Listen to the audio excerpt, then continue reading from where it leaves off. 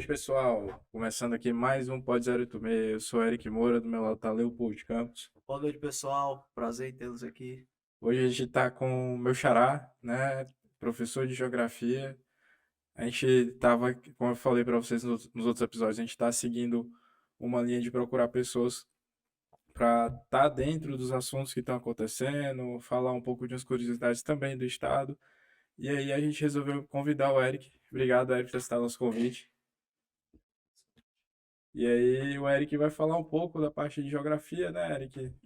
As curiosidades por que escolher geografia. E é isso. A gente dá a voz aí.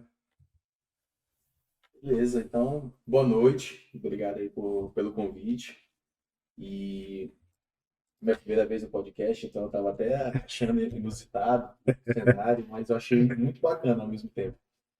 Essa questão da geografia, uma coisa que eu sempre falo. A primeira vez que eu ouvi falar com alguém sobre geografia, eu sempre digo, poxa, eu não gostava de geografia. Eu não era o melhor aluno de geografia, eu gostava muito de história, né? Eu não era muito apegado com geografia, mas conforme foi passando os anos, as experiências, e até mesmo no Exército, né, a gente tem também essa experiência em comum, que a gente foi para o Exército, eu comecei a ter um contato diferente com a geografia e, poxa, eu sempre soube que eu ia ser professor. Minha mãe é professora polivalente, aposentada, e polivalente é quem dá aula para criança, então, tipo, já tem passagem direto para o céu, né?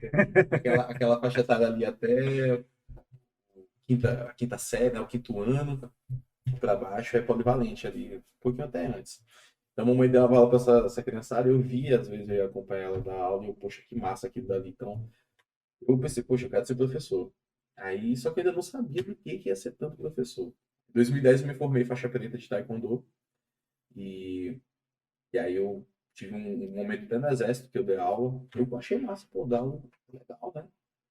E foi passando os anos, eu fui tendo outra experiência, comecei um projeto social no IFP, lá no Campo Central, Uhum. tem 9 anos já.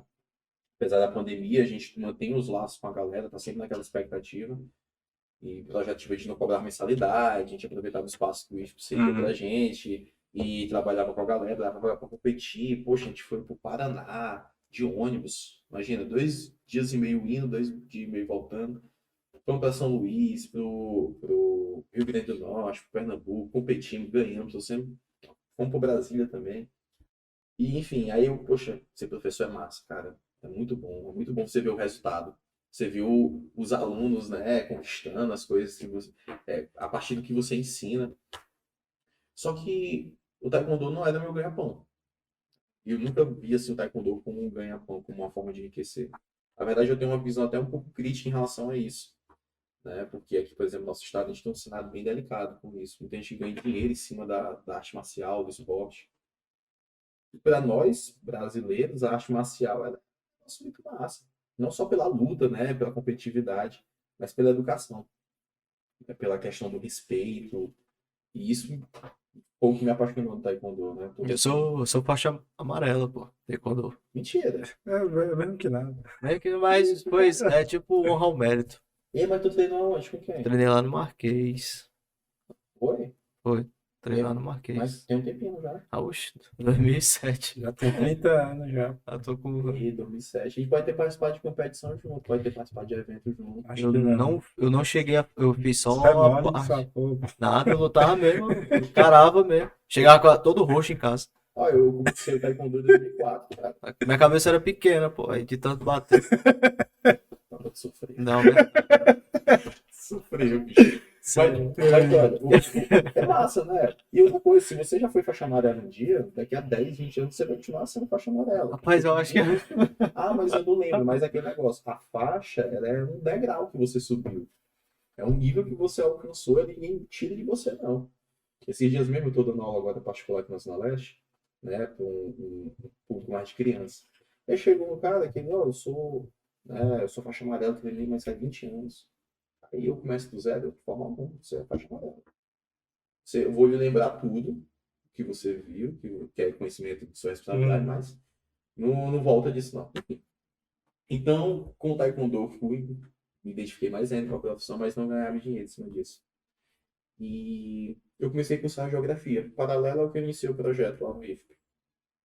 E eu comecei a ver, cara, como eu falei, não tinha afinidade com geografia.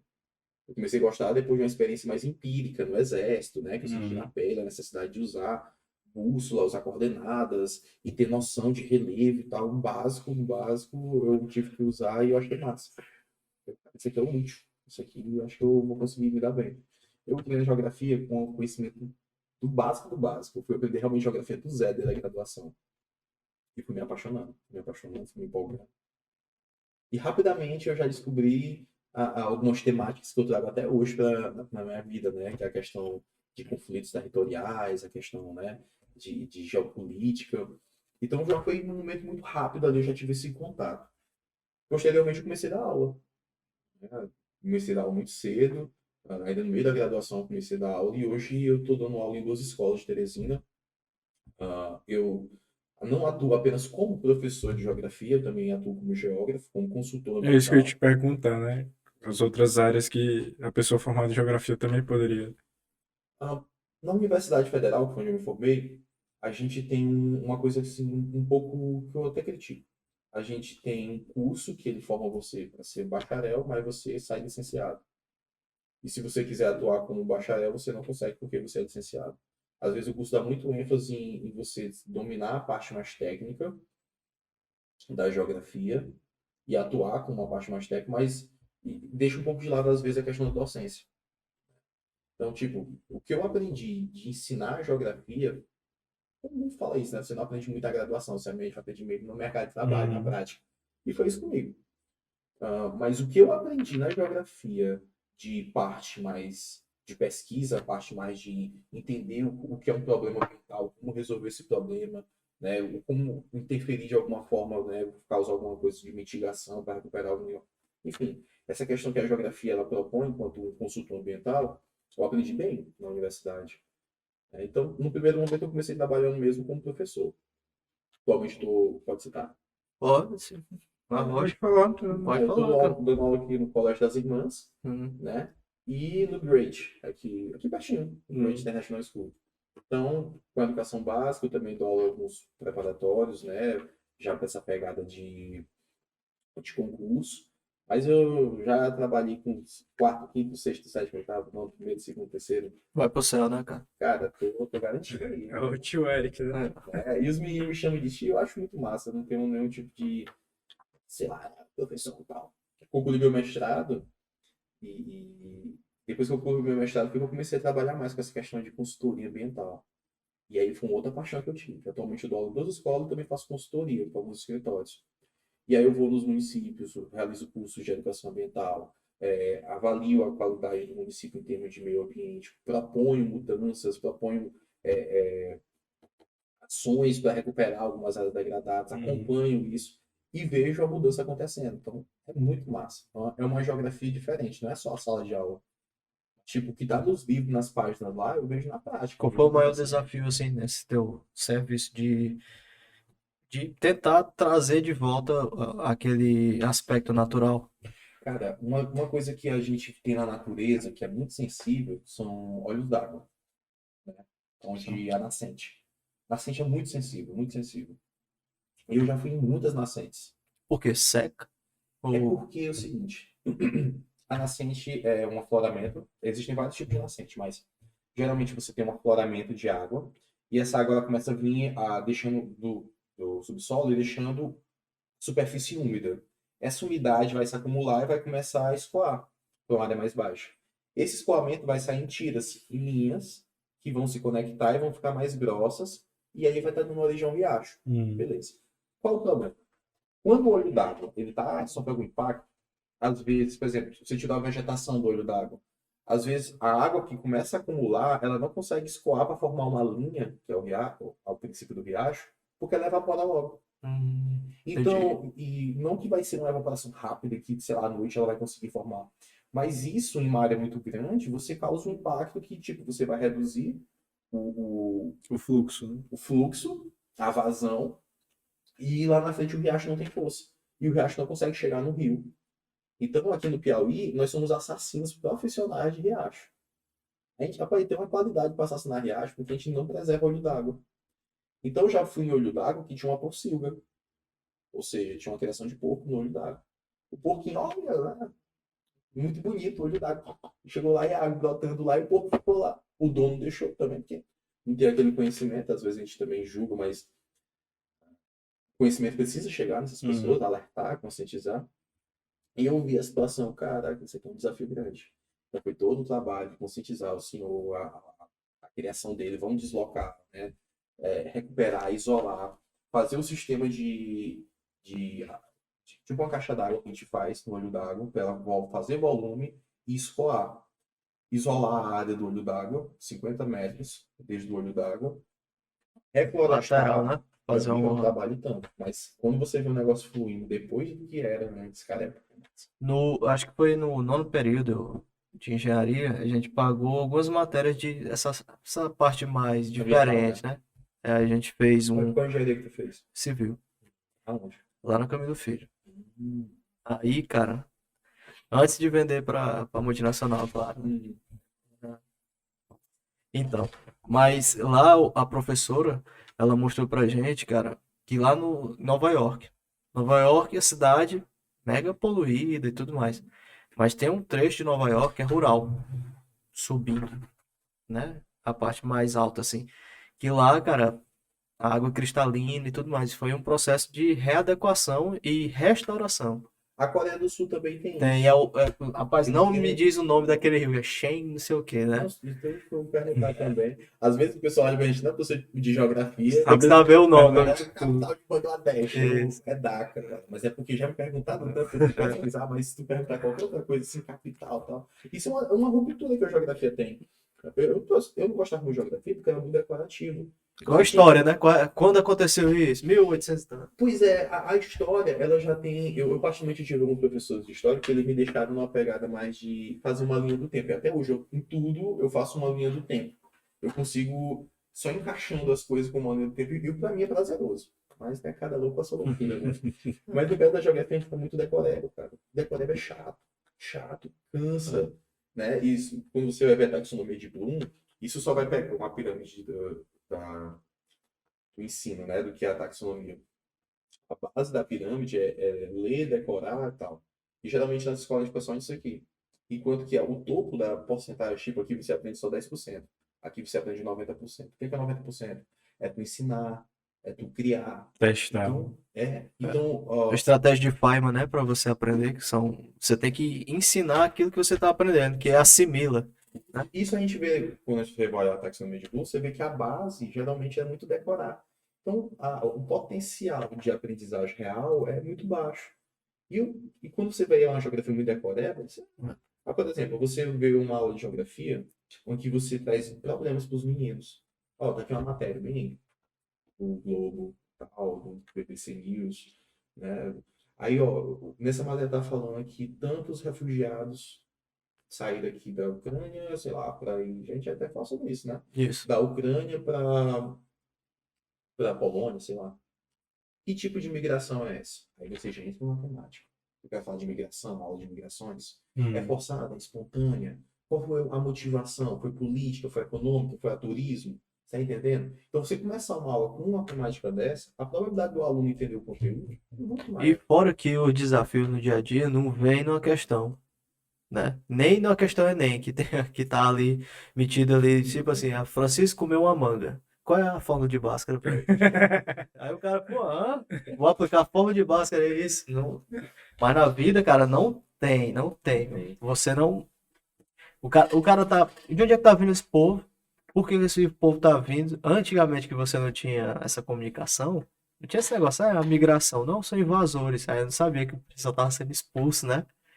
E Pois é, hoje a gente já tem e, isso. e Fica tem uma mais coisa fácil. interessante da questão da geografia, que ela particularmente para mim, ela, eu, ela me fez ter um olhar mais integrado sobre o que acontece no mundo. E isso acaba me deixando calado às vezes. Tem alguns amigos, de vez em quando acontece alguma coisa, alguma temática de geopolítica, até mesmo sobre litígio, que é a minha especialização, a minha especialidade é o litígio que é o Ceará, até mesmo quando tem alguma coisa, os meus amigos me marcam lá. Sei lá, se eu tivesse um amigo que fosse muito bom de biologia, eu tenho alguns amigos que são muito bons de biologia. Peço até desculpa aí se eu falo isso, né, se tivesse, né? Mas eu tenho alguns amigos e às vezes eu vejo alguma coisa, o Felipe em especial, eu sempre mando para ele. Oi, Felipe, isso aqui, a Anaconda atacou o cara. Aí eu mando para ele. Meio que esperando assim, ele se posicionar, né? A gente espera a pessoa que é Aham. especialista se posicionar. Né? Não é porque a gente quer ver a treta, é porque a gente quer ver um pouco mais, né? A gente é curioso. Mas às vezes meus amigos me marcam, eu às vezes eu sou curto, né? Eu olho assim e tal, mas não falo nada. Porque às vezes é um desgaste. Você já vem num ambiente tão estressado, tão tenso. Que se você deixar ela se estressar com aquilo dali, cara, E tem você aquela questão da curva da aprendizagem, né? O cara pensa que sabe, aí cai muito, daqui a pouco o cara sabe muito, mas pensa que é ignorante. eu Aí tem que estudar particularmente, mais. eu fico muito naquele negócio. Se eu vejo uma coisa assim, eu vou dar uma amiga. É. Eu evito muito, né? Ficar dando opinião, eu prefiro ficar analisando mesmo, mas eu tô sempre estudando. Até uma coisa que é legal que a gente aprende quando professor é estar sempre se reciclando, sempre estudando. Cara, quanto mais confiante, mais fácil você errar. Porque mais vacilo você vai dar. Igual o piloto que já não começa a ver o próprio instrução do equipamento que ele está pilotando. Aí Quanto mais ele... afobado você tá. Eu, Isso. particularmente, até hoje, eu tenho um medo quando eu vou entrar em sala de aula. E se o aluno perguntar uma coisa que eu não souber? Antes esse medo era maior. Hoje em dia eu digo o seguinte, olha, eu não sei. Não sei isso. Mas eu posso te trazer a resposta depois. Uma das coisas que às vezes a gente fica blindado é com medo de admitir o erro, admitir que a gente é limitado, que a gente não sabe tudo, né? Fica com medo de ser julgado. Poxa, eu acho que depois que a gente aprende a ser mais humilde, né? Eu penso, Uhum. não sei, não sei pra onde é que Não vai. posso opinar. Mas assim, voltando até para a temática da geografia, eu hoje atuo como professor, hoje eu atuo também como geógrafo, e assim, eu me divirto muito. Eu costumo dizer que seria tão massa, né, se eu ganhasse dinheiro para fazer o que eu gosto. Só o que eu gosto, tá? Poxa, eu ganho dinheiro para fazer só o que eu gosto. Sou apaixonado por sala de aula. Eu adoro estar em sala de aula, adoro. Eu me divirto muito em sala de aula. Eu acho que se eu sair de uma aula triste, zangado, invocado, se eu sair. Eu não dei uma aula direito. Aconteceu alguma coisa errada. Eu tenho que sair da aula mais animado, entendeu? Porque dar aula é minha profissão, eu escolhi isso pro resto da vida. Eu tenho que me divertir nisso. Tá? E em relação também à questão da consultoria, é algo também que eu acho muito massa, porque eu faço uma diferença. Mas tu trabalha com outros profissionais, né? Quem são, assim? No caso da consultoria, Na consultoria para corrigir os problemas. Por exemplo, esse olho d'água que tava para morrer, né? sim. Bom, o que, que vai acontecer? Geralmente eu falo com as prefeituras, né? No caso, eu trabalho para escritórios têm contrato com as Uhum. prefeituras. Eles Aí meio que eu, te terceirizam, né? isso. Né? E aí eu tenho um contato direto com os secretários de meio ambiente, secretário de infraestrutura e secretário de educação. Então, são esses secretários que eu vou estar geralmente discutindo, né, trocando informações, e até orientando para alguma ação. Então, quando eu preciso realizar alguma ação nesse sentido, eu já puxo eles, olha, isso aqui precisa ser feito, a gente pode fazer isso aqui com isso em tanto tempo, monto um cronograma, passo para eles, acompanho, tiro dúvida, é mais nesse sentido, né, Uhum. de estar ajudando as prefeituras, né, a realizar essas ações. Não sou eu diretamente que vou lá, eu coordeno, né, ação de recuperação, de isolamento, de preservação, né, mas a parte de educação ambiental realmente sou eu que vou lá com o gogó mesmo e tal. Agora, esses dias eu tava, poxa, eu tenho viajado muito. Todo final de semana eu tô viajando, todo final de semana eu tô em um município diferente. Esse final de semana que passou, com exceção desse agora do feriado, eu tava em Baixa Grande do Ribeiro e Antônio Almeida, no Extremo sul. Sul, né? Cara, é uma realidade totalmente assim, diferente. Porque assim, eu dei um curso lá para 160 professores. Eu peguei uma estrada, depois de Floriano, são 300 quilômetros, né? 100 quilômetros é a entrada da cidade. É só de buraco. Parece um negócio assim, é cabuloso, cara. Porque, tipo, lá nesse município, onde tem a maior renda per capita do Piauí, ou seja, a maior renda por cabeça. Isso prova que dinheiro não é tudo. Porque a infraestrutura lá, cara, Mas é distribuída essa renda? Esse é o problema de fazer a média, né? a renda per capita ela é um dado que a gente usou para calcular o Devia ser, IDH para um, saber o que é desenvolvido e devia ser uma subdesenvolvido, média ponderada, né? né? Seria É melhor. por isso que a gente tem o índice de Gini, que é uma outra média que a gente utiliza para poder saber o que é a desigualdade real, né? A gente vê que a renda per capita é um dado muito fraco. né? O IDH ele é muito limitado por isso, porque você foca na renda per capita. Mas enfim, onde eu queria chegar. São realidades diferentes, mas que quando você tem a oportunidade de conversar com essa galera, né, ter a oportunidade de deixar uma sementinha dar uma cutucada. Era o que eu estava falando com o Eric agora há pouco. Eu não consigo falar sobre geografia, sobre meio ambiente, sobre litígio, sobre geopolítica, sobre o Piauí, se eu antes não passar a conversa.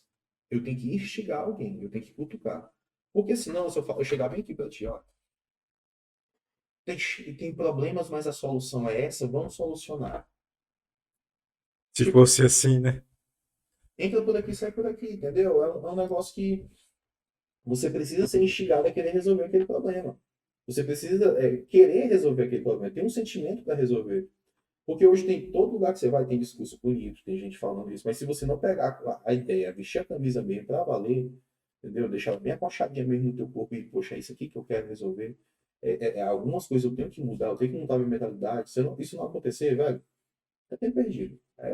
Eu perdendo meu tempo falando, é a pessoa perdendo o tempo dela ouvindo, tá entendendo? Então, geralmente, quando eu vou fazer esses cursos de educação ambiental, eu tenho uma oportunidade muito boa para discutir sobre o Piauí, sobre o que é ser piauiense. Entra a questão da autoestima do piauiense.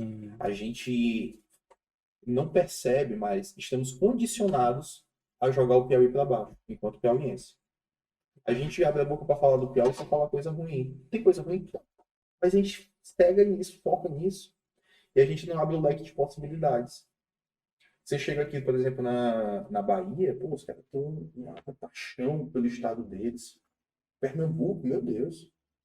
Pernambuco é admirável. O pernambucano é louco pelo Pernambuco. Louco, louco. Eles querem ver o estado deles no topo. Eles apostam, eles brigam pelo estado. São fervorosos. O piauiense não tem isso. O piauiense é morgado. Ele já aceita a derrota como amiga e pega na mão. Ele não consegue fazer uma projeção diferente para o futuro dele. E se a gente não mudar essa mentalidade, daqui a 20 anos a gente vai estar do mesmo jeito. A gente precisa primeiro acreditar que a gente pode mudar, que a gente pode ser um lugar diferente. E para isso a gente precisa, para eu acreditar, eu preciso reconhecer o que eu tenho de valores, o que eu tenho de qualidades. E a gente não olha para isso. Não. Chega um final de semana, um feriado, talvez tem agora da Semana Santa, você pensa assim, poxa, eu queria ir para um lugar diferente, né? Aí você pensa assim, mas não tem nada no Piauí. Poxa, isso é uma ofensa muito grande, cara. O Piauí é incrível. Incrível. Eu conheço o Piauí, ó, eu não conheço todo o Piauí, ainda não. Mas eu já rodei por alguns municípios, já rodei por cidades, já rodei por lugares, por interior, pelas brenhas de muitos lugares. Velho, o nosso estado é muito massa. A hospitalidade do piauiense, certo? Mas a gente tem limitação. Cara, todo lugar tem limitação. Todo lugar tem limitação. Mas a gente tem uma coisa diferente, cara. A nossa simplicidade, ela é uma amiga, né? Acho que é em Piripiri, que tem o logo, sou de Piripiri, né? Ele é todo de Piripiri, mas não tô lembrando se o logo é esse. Cada amigo, irmão, cada... Eu não recordo bem, mas tem um logo assim. Poxa, você chega no lugar do Piauí, você, além de encontrar lugares bonitos, você encontra uma boa recepção. Olha, nada contra os outros estados, mas eu já fui em alguns estados que Puxando no sardinha, hospital, né? né? Puxando sardinha. Mas puxando sardinha, eu fui em alguns estados que levar aluno que se machucou em competição para o hospital. Meu Deus. Uma brutalidade sem precedentes. A pessoa do hospital com o meu aluno, com a gente, uma grosseria imensa. Eu tenho um exemplo com um estado que eu fui específico, que eu fui subir no ônibus, bom dia, esse ônibus vai para... Esse ônibus vai para o lugar tal? Eu vou causar conflito com meus amigos do Nordeste, não. Mas esse ônibus vai para o lugar tal? A mulher perguntou o seguinte, a cobradora, se você não sabe, por que você subiu? Meu Deus. Eu fiquei só no Moonwalk. Meu Michael Jackson desci do ônibus, fiquei morrendo de vergonha. Então, tipo assim, tem umas coisas, cara, que a gente não tem isso no Piauí. Assim, é como eu tô te falando, a mentalidade do piauiense de sempre aceitar a derrota é muito forte. Então, a primeira coisa que eu faço quando eu vou para um curso de educação ambiental é mexer nisso bem daí. Tem coisa ruim? Tem. Não esqueça as coisas ruins, não. Mas não pense só na coisa ruim. Pense nas potencialidades. Porque a partir do momento que a gente vê as potencialidades, a gente consegue enxergar um horizonte diferente. Por que a gente não usa das potencialidades? Sabia que muitos municípios do Piauí, grande parte da renda é externa. Você vai ver os dados do IBGE, 90%, 70% da renda do município é externa. Mas, É dinheiro que vem do governo, sim. para a prefeitura, e é todo mundo funcionário da prefeitura. Ou se não, trabalha na sua horta, mas tem alguma. Depende do dinheiro que vai chegar nessa prefeitura. Do É servidor. algum auxílio, alguma coisa ali. Você chega em Portugal, tive a oportunidade de pagar uma disciplina. Assistir uma disciplina como ouvinte lá em Portugal e pesquisar alguns arquivos na Torre do Tombo, da Marinha, já posso falar sobre isso. Mas se você chega em Portugal, na hora que você chega na sala de aula, a primeira coisa que os professores perguntam: o que tem de potencialidade turística na tua localidade? Primeira coisa. Porque Portugal, uma das potências da economia portuguesa é o turismo. Eles aproveitam tudo do turismo. Nossa, sai um cara daqui do Brasil, gasta o dinheiro daí, vai ficar hospedado em algum lugar, vai gastar com comida, vai comprar uma lembrancinha e volta. Vai conhecer, sei lá, prédios medievais, né? Vai conhecer algumas coisas lá na Europa. E a gente não percebe que tipo, tem muito gringo, né? E vem Querendo pra vir cá, pro né? Brasil, Serra da Capivara. Quando é que você acha que vai ter uma outra mulher de Guidom no Piauí? Nunca mais. Aproveite essa mulher bem. Vamos tentar tirar o máximo de exemplo com ela. Nunca mais a gente vai ter uma linha de guidão desse jeito no Brasil. No Piauí. Vai ter muito chinês. Já tem, né? Vai ter a galera muito interessada na soja. O professor Jussi faz uns estudos nesse sentido. Lá na Universidade Federal. Até quase sai. Na Universidade Federal. Né? A força da agricultura moderna, né? Comercial, é muito forte. O É, interesse é basicamente esse. o agro no sul, o piauiense não quis, né? O pessoal de fora veio e tá aí. É uma loucura, cara, o que é água do negócio lá. Você passa por quilômetros, quilômetros, olha para um lado fazenda, olha para o outro fazenda. Não estou dizendo que é importante para a economia. É muito importante. Está aproveitando, está tirando algum recurso ali, né? Mas a gente tem mais potencial. Onde que eu quero chegar? Essa questão mesmo do turismo, a INED veio, conseguiu... O que ela fez foi tirar leite de pedra, né? Porque ela conseguiu preservar uma área gigantesca, bateu de frente, se garantiu, hoje atrai turistas, mas a gente ainda não tem noção do potencial que isso é. Eu nunca fui lá, cara. Você vai se Só encantar fui quando em você 7 cidades. Também nunca fui, cara. Nem em 7 cidades. Pois precisar de um guia aí, precisar fazer um tour, bora lá. Mas a questão é, cara, a gente tem um potencial, mas o potencial que a gente tem na Olimpíada, né, 2016, campo do Maracanã com a Serra Capivara apareceu lá, né, as imagens e tal. Mas isso não foi por iniciativa nossa, é o que eu quero dizer, a gente depende muito de fora. E se a gente ficar esperando de fora para resolver o problema da gente, não vai resolver. A gente tava, esse final de semana, a gente tava assistindo Sertões, os né? Sertões, né? Que o Abdallah Brothers fez um documentário sobre o que foi a competição dos Sertões. São mais de 3.000 quilômetros Sim. cerrado e tal. E aí passa por lá, né? Pedra Furada e tudo. E realmente, como você falou, não fomos nós que fomos, É um né? olhar de O fora. olhar de fora, o cara que veio, viu aquela imagem e quis cortar uma corrida por ali, né? Pra também exaltar as belezas do Cerrado, de Da todo, Da de toda a Caatinga. Caatinga e tudo mais. Não foi a gente. A gente tem esse problema, cara, de ficar esperando muito a esmola, esperar muita iniciativa de fora. E aí que tá, é por isso que eu tô dizendo. Se a gente não muda essa mentalidade, eu vou passar 10 horas dando uma aula, eu vou passar 10 horas dando um curso, eu vou fazer tantas mudanças, mas vai cair por terra, vai ser trabalho de barro, vai se desmanchar facilmente, entendeu? Porque ninguém tá vestindo a camisa. E às vezes eu fico pensando lá em casa, cara, eu fico nesse negócio, cara, como é que o nosso estado melhora se as pessoas não entendem a necessidade de querer melhorar? Ah, mas nunca vai mudar isso, cara, isso me mata. Ah, isso nunca vai mudar, porque sempre assim. Muda, olha para a Europa. A Europa que durante a Idade Passou Média, 1000 anos se matando. não só guerras, mas também higiene. É. Por que não era a Europa, pô? Dejetos No na meio da rua, rua. era um negócio pouco, o pessoal morria com doença por conta de higiene. Era uma pandemia por ano. É, cara, hoje em dia, pronto, quer ver como a mentalidade muda? E a gente tem como mudar essa mentalidade? Vamos lá. Eu sou professor, posso falar sobre isso, tranquilamente. O que era o racismo há 10 anos em sala de aula? Bullying? O que era homofobia há 10 anos? O que era o machismo? Estou falando 10 anos. Se eu for mais longe, aí a gente vai ver mais coisa. muda. A mentalidade das pessoas muda. Então, por que que a mentalidade do piauiense não pode mudar? Por que que o piauiense não pode se apaixonar pelo Piauí? Por que que o piauiense não pode se apaixonar que nem um louco mesmo pelo Piauí? Se encantar por essa terra? O pessoal critica, o Whindersson não botou no Piauí na barriga. É um besta. Besta é tu. Ele tá certo, ele tá mostrando o amor dele. Se eu gostar de tatuagem também, eu botava tatuagem do Piauí. Eu tenho um brochezinho do Piauí que eu sempre ando com a palazinha, um mosaicozinho. Eu sou louco por aquele broche. E eu penso assim, cara, o que falta pro nosso estado é só a galera tipo, falta um estopim pra galera todinha se encantar pelo Piauí e entrar na briga. Porque enquanto isso não acontecer, eu particularmente eu não vou gastar mais energia com isso, não. Enquanto eu não. Por isso que eu digo, eu só entro na conversa e eu primeiro provocar. E aí você, por exemplo, eu fui agora esse final de semana pro litoral.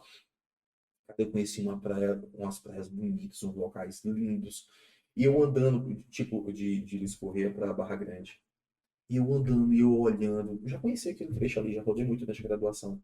Mas eu olhando e a cada quilômetro, e cada paisagem que eu vi, eu me apaixonava mais. Cara, o nosso estado ele é muito lindo. Muito lindo. Eu nunca vi um litoral tão lindo quanto o litoral do Piauí. E eu não tô agora na loucura, não. Não tô com delírio, não. Eu já rodei todos os estados do Nordeste, com exceção de Sergipe. E eu vi praias muito bonitas.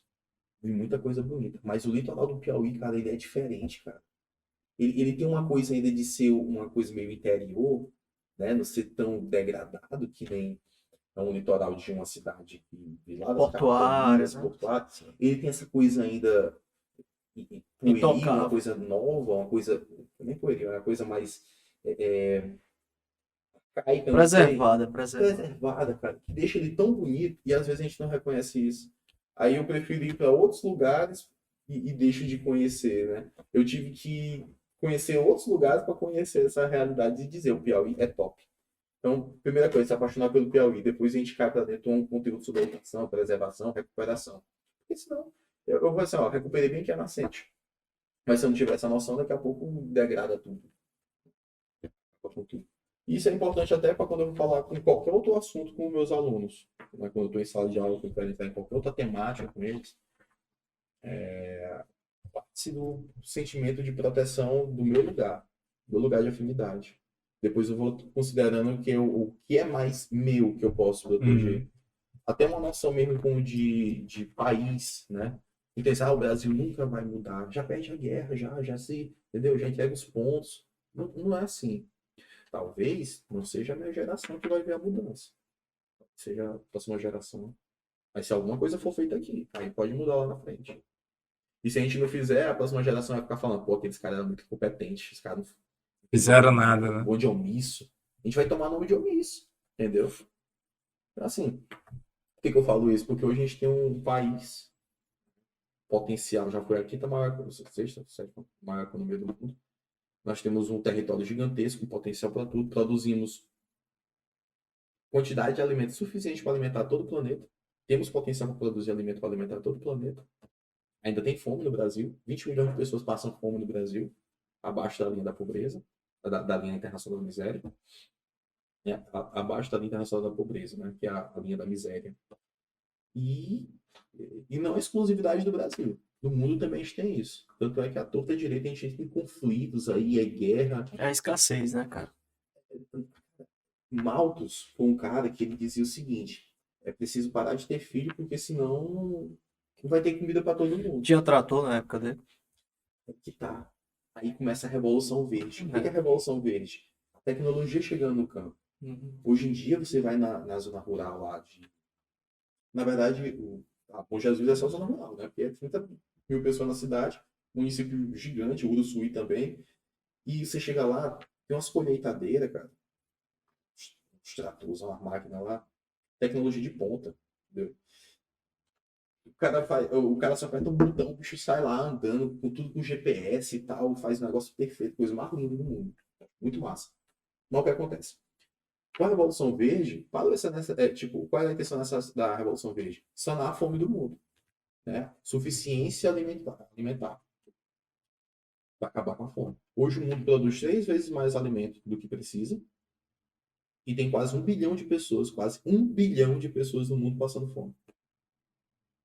Não é porque a gente está com falta de recursos, A distribuição que tem um problema. é gestão.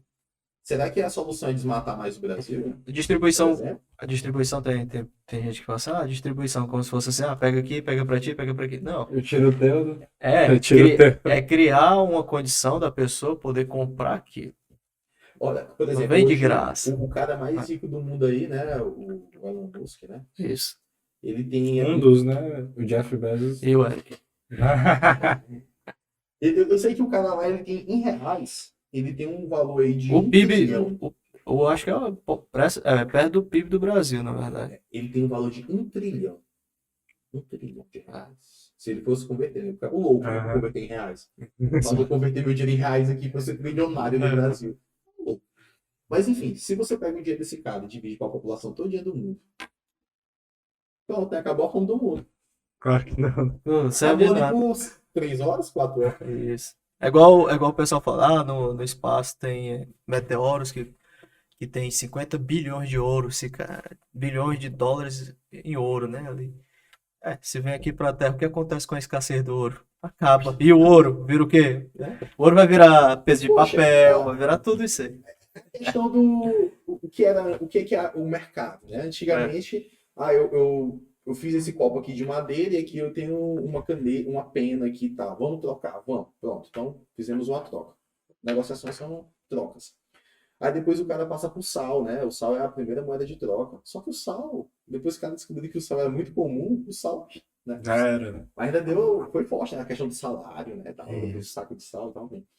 Então, aí depois o bronze, depois a prata e o ouro. Hoje a gente tá nos bitcoins, Isso. hoje tá pelo Pix, né? Hum. Mas aquele negócio, não é que der um papoco mundial bem aí, tiver uma guerra, um conflito, o que acontece? Todo mundo volta pro ouro. O ouro, né? Porque ainda é difícil, é resistente, tem todas as suas qualidades, o ouro. Se viesse uma pedra dessa de ouro aí do espaço, Aí já era, né? acabou. O ouro ia ser o quê? Nada. Né? Por exemplo, a Rússia, A gente valoriza que tem pouco, né? a Rússia, os caras, os economistas estavam alertando, ó, vai ter guerra mesmo. Ela tá acumulando ouro, né? Acumulando ouro. Isso é uma estratégia de chefe de Estado que já quer iniciar conflito, ou já quer se preparar para um cenário de conflito. Então, ouro. O ouro é uma moeda que vai passar ano, mas para nossa realidade é um negócio raro ainda.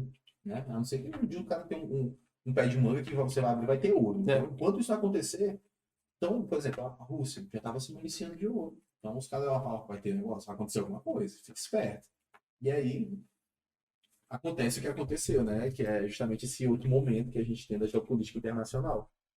Hoje você tem um cenário bem delicado, um cenário que já há muito tempo a gente já conhecia, que é o cenário em que a Rússia ela estava se projetando e estava se sentindo incomodada com o avanço da OTAN. E você, meu amigo, faz uma viagem no tempo. Você vai lá para a Segunda Guerra Mundial, você vai para a Guerra Fria. Às vezes a gente fala sobre isso e parece que é muito distante, né? Parece que é muita ficção, muito livrinho, muito filme. Eric, mas só um parêntese, né? Que a gente tava falando, isso é muito interessante, né? O porquê da Rússia ser dessa forma, né? E porquê dela ser tão, não vou dizer, de certa forma, cautelosa, né? Isso. A gente teve uma conversa, né, com o ex-comandante do BEC, do Do 25º 25º Batalhão de Caçadores, perdão.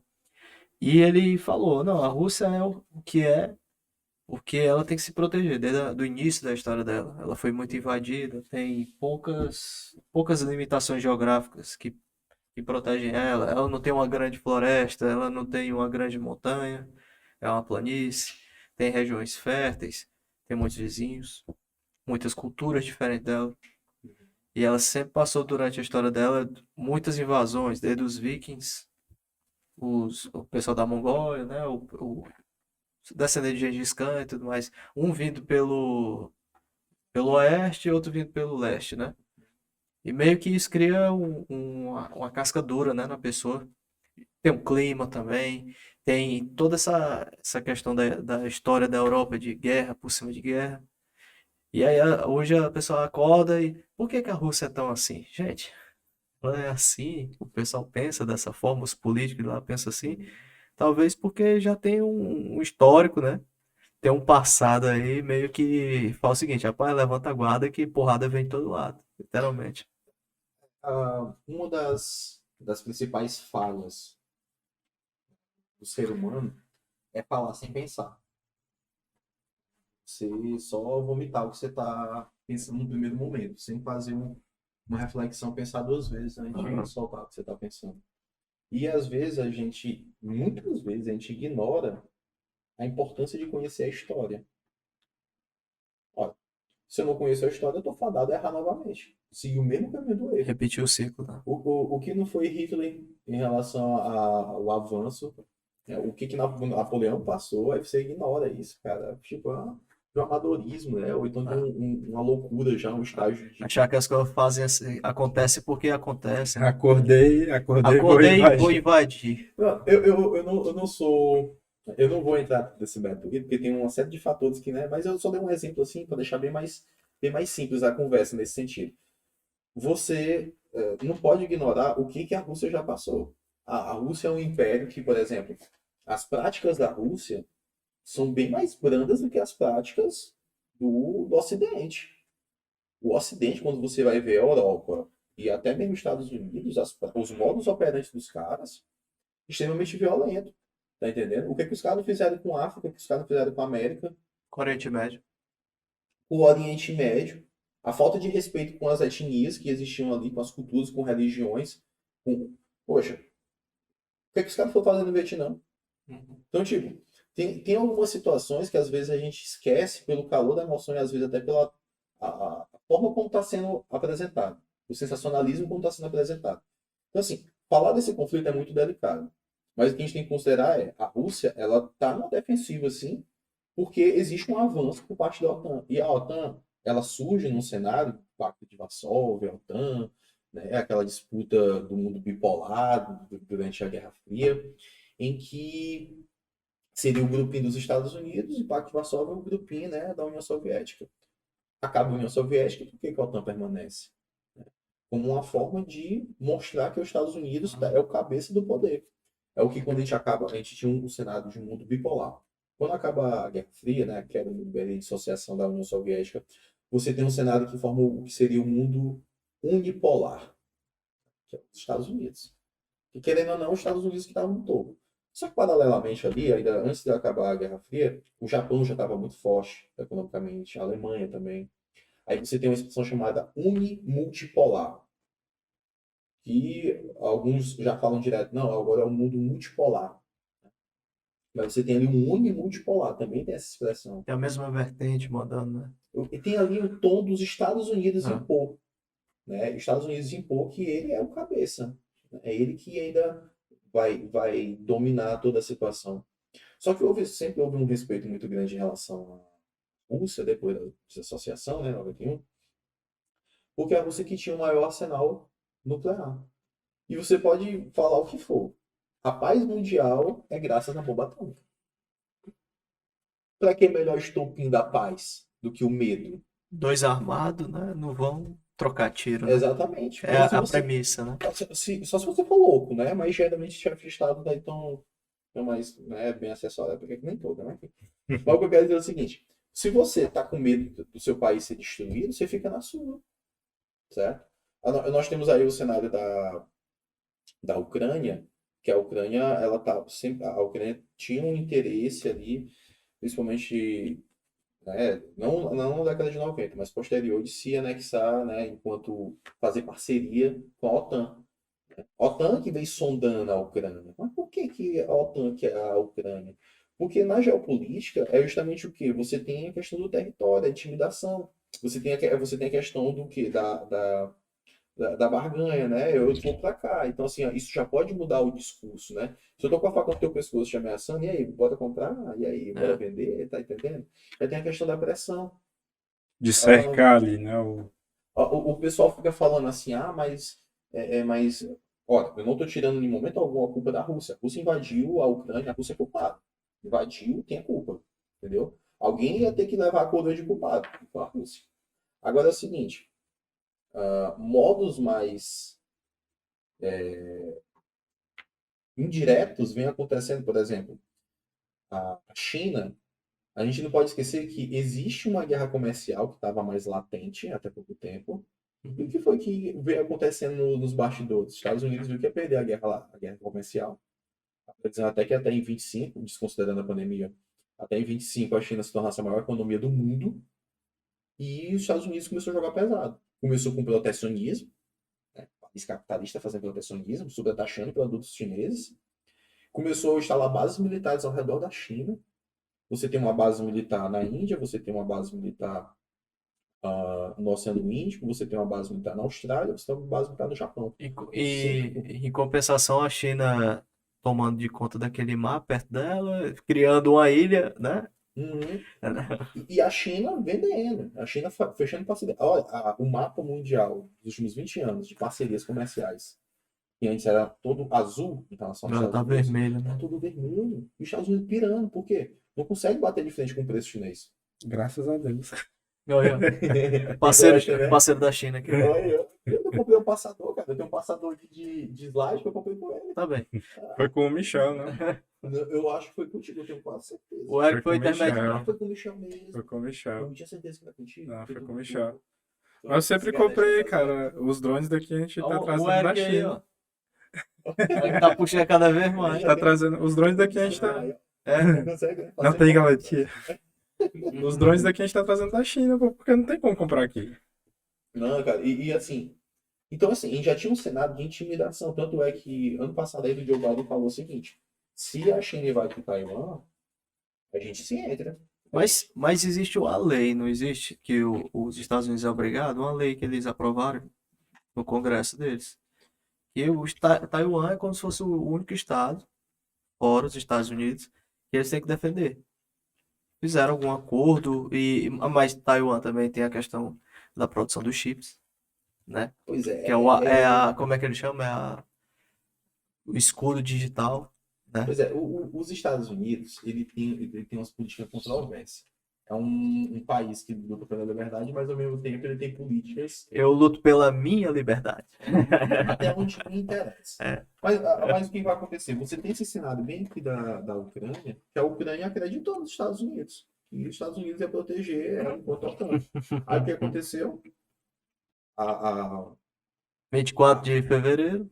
a Rússia usando de estratégias, né, tentando fazer de uma coisa legal, tentar legalizar de todo jeito os procedimentos de invasão, né, reconhecendo, assim como já tinham feito com a Crimeia. Então, os caras já começaram a avançar sobre o território ucraniano, reconhecendo como algo que seria independente e tal, mas deixando bem claro que eles iam avançar mais. Por quê? Porque a Ucrânia estava se confiando que a OTAN ia defender ela. Balela. E confiaram. E olha o que está acontecendo hoje. Olha o que não foi a atenção dos últimos dias, não, do último mês, né? Porque está passando muito rápido, está acontecendo muita coisa. Os caras chegaram a Chernobyl, teve toda aquela tensão, depois os caras chegaram na maior usina nuclear da Europa. 10 reatores. E teve troca de bala lá, meu amigo. Foguete, tudo. Poxa, aí você para e pensa, olha o risco que a gente correu. Porque assim, quando eu falo a gente, se acontece um desastre daquela magnitude de Chernobyl, só que 10 vezes maior, né, que é, 10 reatores ali, e pegasse na Europa, acontecesse mesmo, cara, a Europa ia ficar inabitável. Os caras iam ter que vir para algum lugar. Olha, Imagina o êxodo. nossa, cara, ia ser um. Enfim, O reflexo ia ser. ia ser uma coisa sem precedentes. Coisa catastrófica mesmo. Então você tem um cenário ali em que é possível a qualquer momento você ter uma terceira guerra mundial, não dá para ignorar isso. Porque a OTAN deixou bem claro, se 1 centímetro do nosso território for avançado pelas forças russas, for danificado, for atacado, a gente entra. Eles estão fazendo o quê? Entrega de armas, de dinheiro, tal. Mas é porque é o que eles podem fazer. Porque qualquer outro passo que a OTAN der, enquanto seus países da OTAN, é terceira guerra mundial. Atualmente, o presidente da República do Brasil, ele foi muito esperto. Foi até sábio. Calou a boca dele.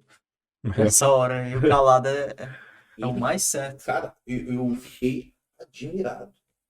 Ele calou a boca dele. E mandou calar até o Mourão, né? E o que que o Brasil, que o Brasil ia ganhar tomando partido? Não, Nada. Na não. verdade, é porque assim, muita gente. É aquele negócio do calor da emoção, né? Mas a Rússia tá invadindo, a Rússia é a E tu vai fazer o quê? Tu vai pegar na mão do Aí, cara? vamos, não podemos. Aí, beleza, não podemos, mas a gente tem que tomar um partido. E a Rússia é muito importante para a negociação do Brasil.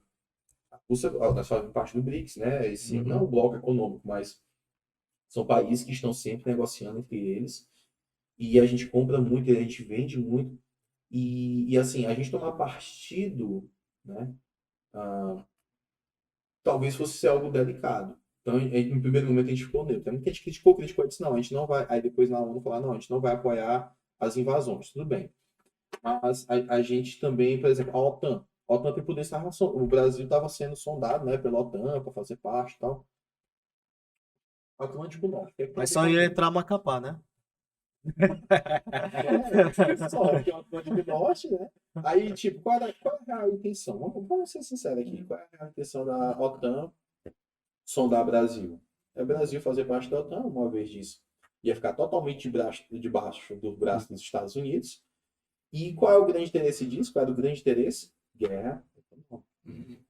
Por quê? A partir do momento que a OTAN diz assim, a China é inimiga, Barra. corta todas as relações comerciais e agora tudo depende dos Estados Unidos. Porra, se tu chegar em Genial. se chegar em qualquer porto aqui, tu não vê nem inglês no container, né? É tudo em jutsu lá. Os caras vêem tudo em outra linguagem. Mas para e pensa, cara, não seria genial para os Estados Unidos isso? O Seria. Brasil fazer parte da OTAN? Seria. Qualquer momento ele ligar o botão vermelho, ó, não pode mais negociar com o chinês. Tá? E a gente ia perder toda uma estrutura que a gente tem. Então, ainda bem que o Brasil não se entrou nessa. Né? Eu acho que talvez seja. Assim, resgatando uns 80 anos atrás, o Getúlio Vargas ficou na dele também, né? Ficou os alemães lá trocando bala com os franceses, com os poloneses. Os Estados Unidos aí, embora tu entra, não entra, entra, não entra. Ele, não vou entrar, não vou entrar. E o E submarino afundou, ele entrou, né? aí a gente vendendo algodão para os alemães. O submarino afundou o navio, na verdade. A gente vendendo algodão, a gente vendendo carnaúba, né, a Isso. cieira. A gente participou da Segunda Guerra. A gente que não lembra disso. A gente que não Mandou as lembra. pracinhas depois, no Mas antes, a 44, gente estava 43, eu acho. participando como fornecedor de matéria-prima, de produtos. Basicamente por 2 lados. Até os submarinos começaram a afundar aqui na costa brasileira. E aí o pessoal levantou os olhos, porque começou a morrer um bocado de gente. Aí teve que tomar partido. Pois é, a questão é, tomar partido é muito delicado. Muito delicado. Eu acho que é o seguinte, o que tende a acontecer nesse conflito aí? Hoje nós temos um cenário de Suécia, um cenário de Finlândia, Finlândia. sendo que a Finlândia já entrou em guerra com a Rússia também. Pois é, existe um cenário muito delicado ali, porque se você para prestar atenção, nós temos conflitos de guerra em vários países do mundo.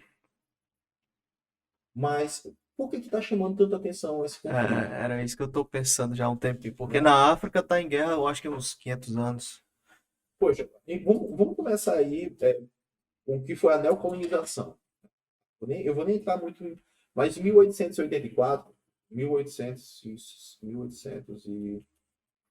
1884, 1885, Na Filipina? os caras se reuniram na Alemanha, Nossa. fizeram a conferência de Berlim, pegaram a África e dividiram que nem uma pizza. E a Ásia também tava no meio, não tava? Tá? Mas no caso da África foi interessante porque eles juntaram tribos que eram inimigas, separaram tribos amigas, fizeram caos e distribuíram entre os países.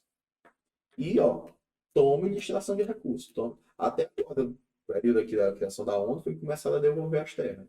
Né? Portugal tava com as colônias dele até um dia desse. O Brasil foi lá mandar tropas, ou então mandar o pessoal mais cabeça para treinar os rebeldes. Então você vê que existe um cenário de guerras até hoje, cara, até hoje, olha, hoje nós temos aproximadamente 54 países, 50 alguma coisa países na África. São mais de 300 etnias na África. Se isso fosse em país, seriam o quê? Aproximadamente 300 países. Então, tipo, existe muito conflito lá, existe guerra para danar, existe violência, existe abusos. Mas por que está chamando tanta atenção esse conflito? Os interesses externos. existe tanto essa questão dos interesses, mas também eu ouvi alguns especialistas falando que é justamente porque é um conflito europeu. E há muito tempo não tinha, cara. É um Né? conflito europeu, Uns mas 80 também anos. existe também uma espécie de até, como é que eu posso dizer, prestígio por ser europeu, A valorização da guerra, né? né? Você tem, por exemplo, no Oriente Médio, tá bem o que está acontecendo nesses dias mesmo em Israel. Tá há 10 anos a guerra na Síria, cara. Há 10 anos o pessoal tá indo pra Europa. Uhum. Tá aquela primavera árabe que acabou com aqueles países ali da África, Sim, nossa, do norte da África. O pessoal atravessando o mar Mediterrâneo para tentar uma nova vida na Itália. E faz quanto tempo? Tempinho, né? Uns 10 anos e ninguém tá mais nem. 2000, entre 2009 e 2011, mas acho que foi 2011 o A choque. guerra do Iraque, 2003. O Iraque tá lá destruído. Ninguém tá mais nem aí. Surgiram várias organizações terroristas. Cara, parece que existe uma galera que dá um tom, né, diferente para a É, história e deixa algumas histórias mais importantes do que outras. isso. Então, é assim, voltando a essa questão da Ucrânia, aí, é delicado. É um cenário que pode influenciar uma terceira guerra mundial, sim. Como eu disse, a qualquer momento, sei lá, um piloto de um caça aí alemão, ou alemão, russo, dá uma loucura nele e joga uma bomba lá na Polônia. Do nada, ele vai voar até o sul da Polônia e joga uma bomba, né? Pá. Ou erra o tiro. Terceira guerra, cara. Porque já vai. Como é que você vai justificar que aquilo não foi intencional? Ah, Que foi um caso isolado? Olha a tensão que a gente está vivendo, olha o risco que a gente tem. Então, assim, a Rússia ela tem essa medida de proteção territorial, ela tem muito a perder, né? Até porque a parte econômica, você já viu que foi toda, várias sanções aí. Aí você pensa assim, mas a Rússia não vai ser parada por sanções. De um cenário globalizado, economia globalizada, todo mundo depende de compra e venda. Tem uma dependência ali, É, né? tu tem um mercado nacional que ele absorve X, mas tu tá produzindo 6x.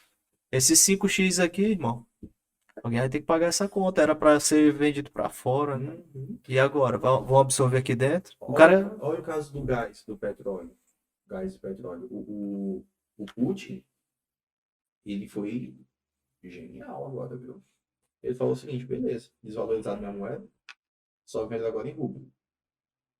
Ou seja, petróleo, gás, ele só vende em rublo. Vou continuar vendendo para todo mundo. Só que em rublo. Pode dar trocar, vai lá no banco trocar. Senão eu não aceito em euro, eu não aceito em dólar. Os americanos e os europeus ficaram loucos. Por quê? Porque os contratos diziam que era tudo em euro ou dólar. Cara, e grande parte da Alemanha, ela sobrevive com gás e petróleo russo, né?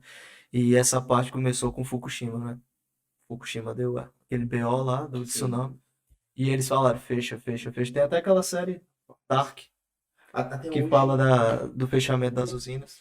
até hoje, por exemplo, nós temos a questão da energia renovável, né? Quando você fala de energia renovável e energia limpa, você tem um ponto bem interessante, que é a energia nuclear. A energia nuclear, ela é incrível. Você lembra dos Simpsons, né? Sim, aquela... Tapinha de um peixe de 18 olhos, né? Não, mas uma coisa mais interessante que eu acho é a usina. A usina com aquele vaporzão saindo, aí você pensa, poxa, é poluição. É não, pô, é só Não é só troca de vapor. calor. É basicamente o reator esquenta muito, aquele vapor vai girar as turbinas e esse gira que vai gerar energia, Isso. né, que vai alimentar. A França é o país que tem quase 90% da sua energia vindo de usinas nucleares. Ela não é afetada pelo preço do petróleo, não.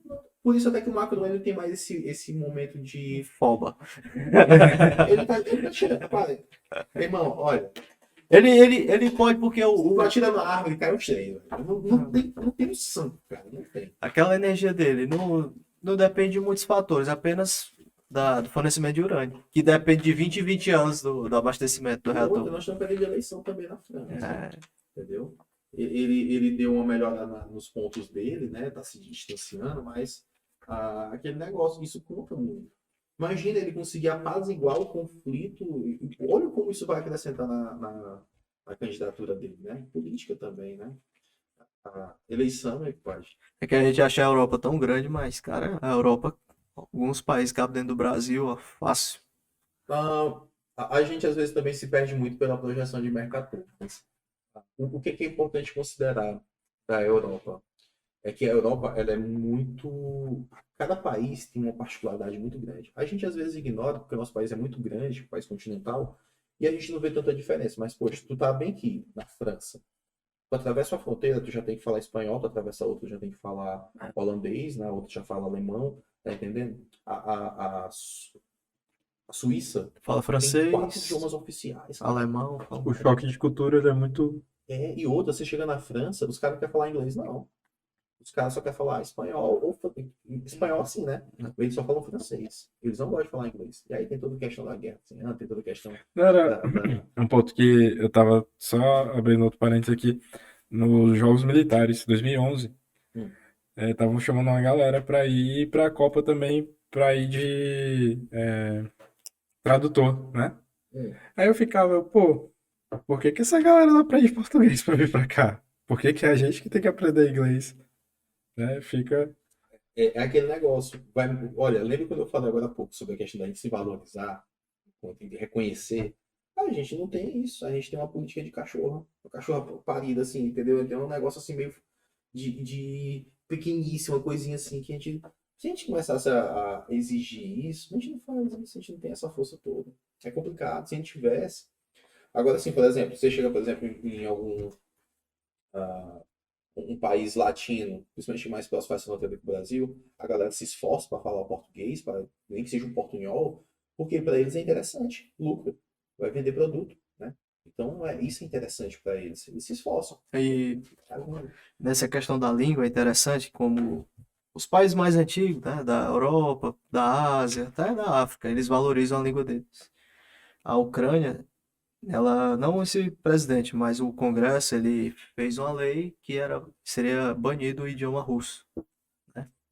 Aí isso já deu uma espetada. Aí depois o pessoal falou, quem é que tá na Ucrânia? Tem pessoas russas lá. Aí tu vai banir o idioma. Tipo assim, tu não pode falar oficialmente esse idioma. Tu vai comprometer aqui. Aí o que que o cara fala? Ah, pronto, peguei aqui o que eu queria. Vou defender minha população que tá lá dentro. Aí tá aí, né? A bagaceira. Por causa da língua, às vezes. Isso dá uma abrangência muito grande para outros conflitos, até conflitos Brechas, né? internos do nosso país, né? Conflitos aqui mesmo no nosso Senado de Piauí, a gente tem um conflito nesse sentido, conflito cultural, Uhum. um conflito histórico, que é o que nós chamamos hoje de litígio entre Piauí e Ceará. Vamos lá, Eric. A Serra da Biapaba é nossa. Sim ou não? Sim ou não? Resuma toda a história em si ou não. Sim, Pronto. mas, assim, a questão ela é complexa, mas ao mesmo tempo ela não é.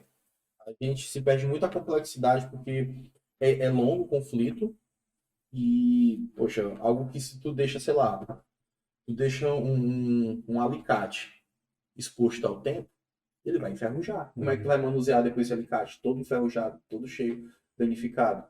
É algo que vai apodrecendo, é algo que vai, né, danificando. Então, como é que tu resolve aquilo? Como é que tu vai dar utilidade para aquele alicate? É muito complicado. A questão do litígio hoje, ela não é de hoje. E ela é muito mais antiga do que se fala. E uma outra coisa, o Piauí não foi tão omisso quanto se fala. Apesar de a gente ter um histórico de omissão no nosso estado, um histórico de pensamento assim, nós tivemos grandes líderes que já no passado se manifestaram contra a invasão. Porque o que acontece hoje, que a gente chama de litígio, não é um litígio, é invasão. Muitos, até políticos, têm medo de. Eu fiz parte, por um tempo, da Comissão de Estudos Territoriais da Assembleia, e assim, eu saí justamente porque eu não percebi que ali seria algum lugar de mudança. Na verdade, eu achei apenas mais um lugar Não faria onde. diferença, né? Não, não, apenas uma galera se reunindo, dizendo que ia fazer alguma coisa, mas. Tá entendendo? Ó, enquanto hoje a gente tá bem aqui falando de litígio por acaso, porque a gente tá falando hoje porque o Ceará tá falando direto. Mas a gente que foi abrir o processo, a gente que foi atrás, só que a gente esqueceu. O Ceará ele fez até um movimento, né? Foi. E tá Recentemente. fazendo, e tá fazendo, e tá mobilizando. A questão é, ah, eu fico preocupado porque, tipo, eu tenho argumentos, eu tenho provas, eu tenho documentos, eu consigo provar o que eu estou te dizendo. Esse sim que eu dei bem aqui da serra, eu consigo provar. Mas eu vou provar para quem? Quem é que quer saber? Que diferença vai fazer, Que né? A diferença? população de lá vai querer ser piauiense? Aí que tá. Lembra do alicate que eu falei? É isso daí. Se eu tenho um vizinho e o vizinho tem um pé de manga e o pé de manga tá com a manga dentro do meu terreno, De que é a manga? que é a manga. O pessoal do direito gosta dessas coisinhas. Né? Onde que é a manga? A questão é, o território, ele é piauiense, mas tem gente do Ceará dentro dele. Russos. É questão de russas. Eu não vou entrar nesse... Eric, eles são de russas. Vamos considerar o seguinte. Perdão, pessoal.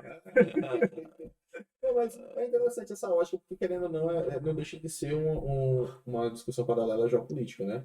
O que é geopolítica? É a disputa por poder, disputa por territórios, e território é poder, disputa por influência. E aí é a disputa por territórios, né? É uma questão fronteiriça, é uma questão territorial, só que vai acontecer. Tudo parte da premissa de que antes tudo era de Portugal, tudo era da coroa. Uhum. Né? Aí os caras fizeram as capitanias hereditárias, começaram a dividir só a faixa litorânea. O interior mesmo, ele não era reconhecido, era apenas uma noção. Daqui em diante tem uma serra, até onde vai aqui, daqui para cá uma coisa, daqui para cá é outra. E nós tínhamos as grandes massas desse território, né? Com o passar das capitanias hereditárias e tal. Uma massa era do Pernambuco e outra massa era do Maranhão, Maranhão ancestral. Dessa massa do Pernambuco surge o Ceará e dessa massa do Maranhão surge o Piauí. E o limite entre essas duas massas, esses dois territórios de influência, era Ibiapaba. Certo? Quando você vai ver que o limite entre territórios é um relevo, o que é a fronteira? Quando a gente vai ver a fronteira, esses dois tipos de fronteira, natural e artificial. A fronteira natural que está em questão. Né? A literatura portuguesa sempre aponta que nos acordos, até 1750, o que considera-se como divisor são os divisores naturais. É relevo, divisor topográfico, o ponto mais alto, de montanha, de serra, e água, Teresina de Timó, né? Teresina Maranhão, ou Piauí Maranhão, água. Então o que vai acontecer? Ali é ponto mais alto. Acabou. Só que aí você pensa assim, mas o pessoal do Ceará já está lá. Tem cidade do Ceará em cima da serra, onde, por exemplo, o Piauí está dizendo que é do Piauí. Mas isso é de quando? E de quando que o Piauí reclama? Gente, tem reclamação da década dos anos de 1600. 1700, o Piauí já reclamando de invasão em terras que já eram consideradas piauienses. Aí o que acontece? Como eu gosto sempre de falar da importância do Marquês de Pombal para a história piauiense. Nós temos Oeiras, do Piauí, né, que foi a primeira capital, em homenagem a Oeiras do Marquês de Pombal. Onde Oeiras. Então nós temos um cenário em que o Marquês de Pombal ele surge no momento, e uma das primeiras políticas dele foi a expulsão dos jesuítas.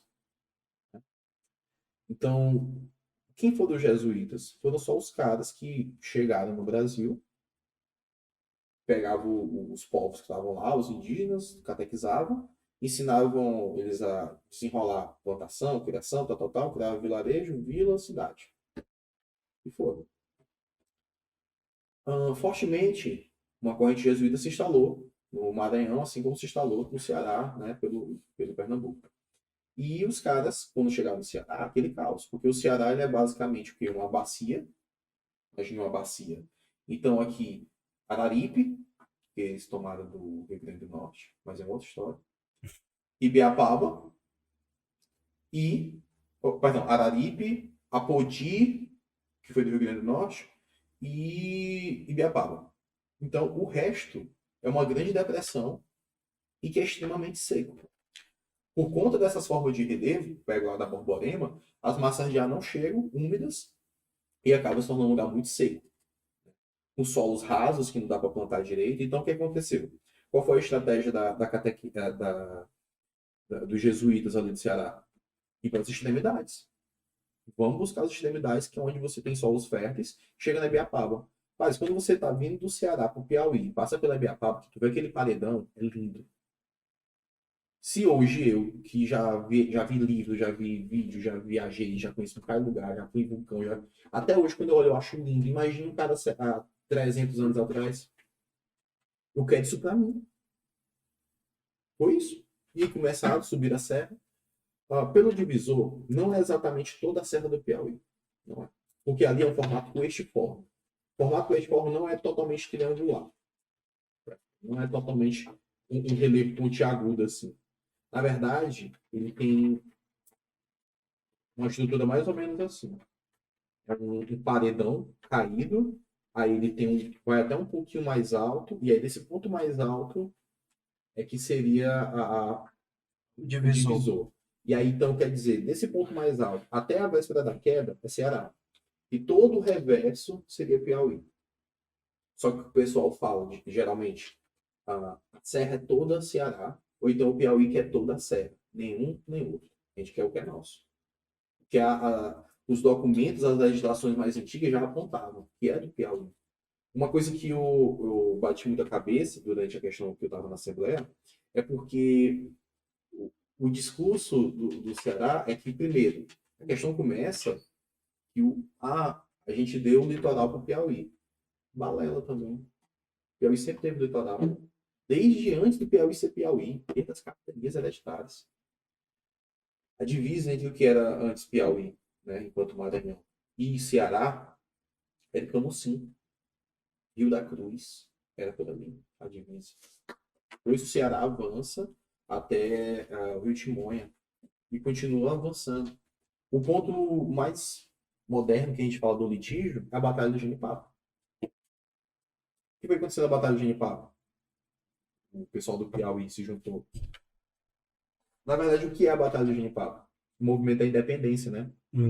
Você está buscando a independência do Brasil. A independência do Brasil foi em 22, a Batalha do Genipapo foi em 23. E aí, qual é a lógica? Não era independente já. Não. A independência só vai ser consolidada no Brasil em 1825. Durante todos esses 3 anos aí, Portugal estava tentando, um residente, recuperar seu território. Recuperar o seu poder ali.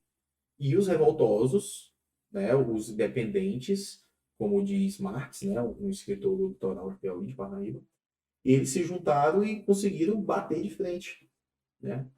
Perderam batalha lá em Campo Maior, mas conseguiram saquear os caras lá do Fidié. Né? Mas ali estavam juntos piauienses, cearenses e maranhenses. Um residente conseguiu. Só o que acontece? Quando foi para os caras que estavam vindo do Ceará, eles vieram pelo litoral e se sitiaram lá em Cumurupim. Quando foi para eles voltar, eles não gostamos daqui. E gostaram dali, e ali eles começaram a fazer as suas comunidades. Granja perto, né? Começou a apadrinhar, até que chegou um ponto que os caras criaram um município cearense dentro do Piauí, que é a amarração. Essa palavra amarração é muito forte lá no litoral. Amarração que hoje é Luiz Correia. Então os caras criam, e durante todo esse período, isso já é 1865, durante todo esse período o Piauí reclamando, ei, estão invadindo nossas terras. Só que na época era tudo do rei. Então, tipo, não tinha esse negócio de. É meu. É tudo meu, toda arrecadação é do rei. Então o rei distribui. Só que quando acaba o império, quando acaba o império, que vem a república, volta a questão. E aí, de quem é o quê? Né? A gente teve a questão do litígio, falando o seguinte, tem muita gente que fala assim, mas o litoral sempre foi do Ceará e o Ceará que foi do Piauí. E tem um mapa do Ceará que eles não mostram para ninguém. Eu fui em Portugal e descobri esse mapa. E é um mapa de 1800. O primeiro mapa que eles mostram é de 1817. Aí eu fui lá, peguei esse mapa de 1800. Eu olho, tá bem aqui. Mapa por mais lindo do mundo. Mostrando o litoral do Piauí bem definido, em 1800. É o primeiro que tu mandou pra gente? É. Mostra aí, por favor, João. Eu acho que é o mapa da página 53. Não sei se dá pra ver. Página 5.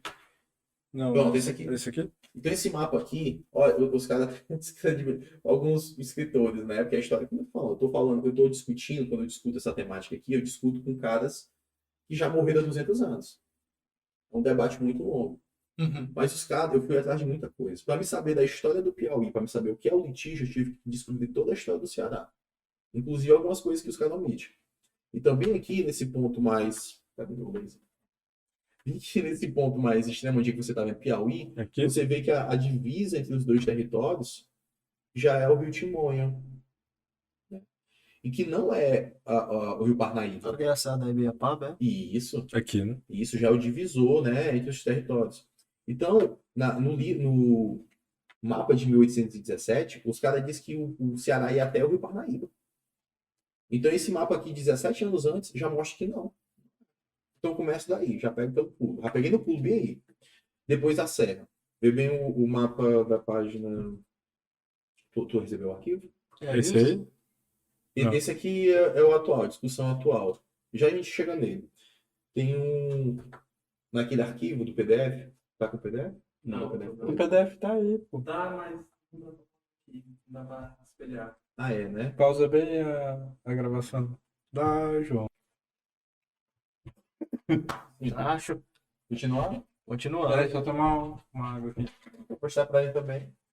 Olha o que acontece. Aquele mapa que eu mostrei anterior, ele é um mapa que ele vai ser o primeiro mapa do Ceará. Sai daqui, pô. Eu falei.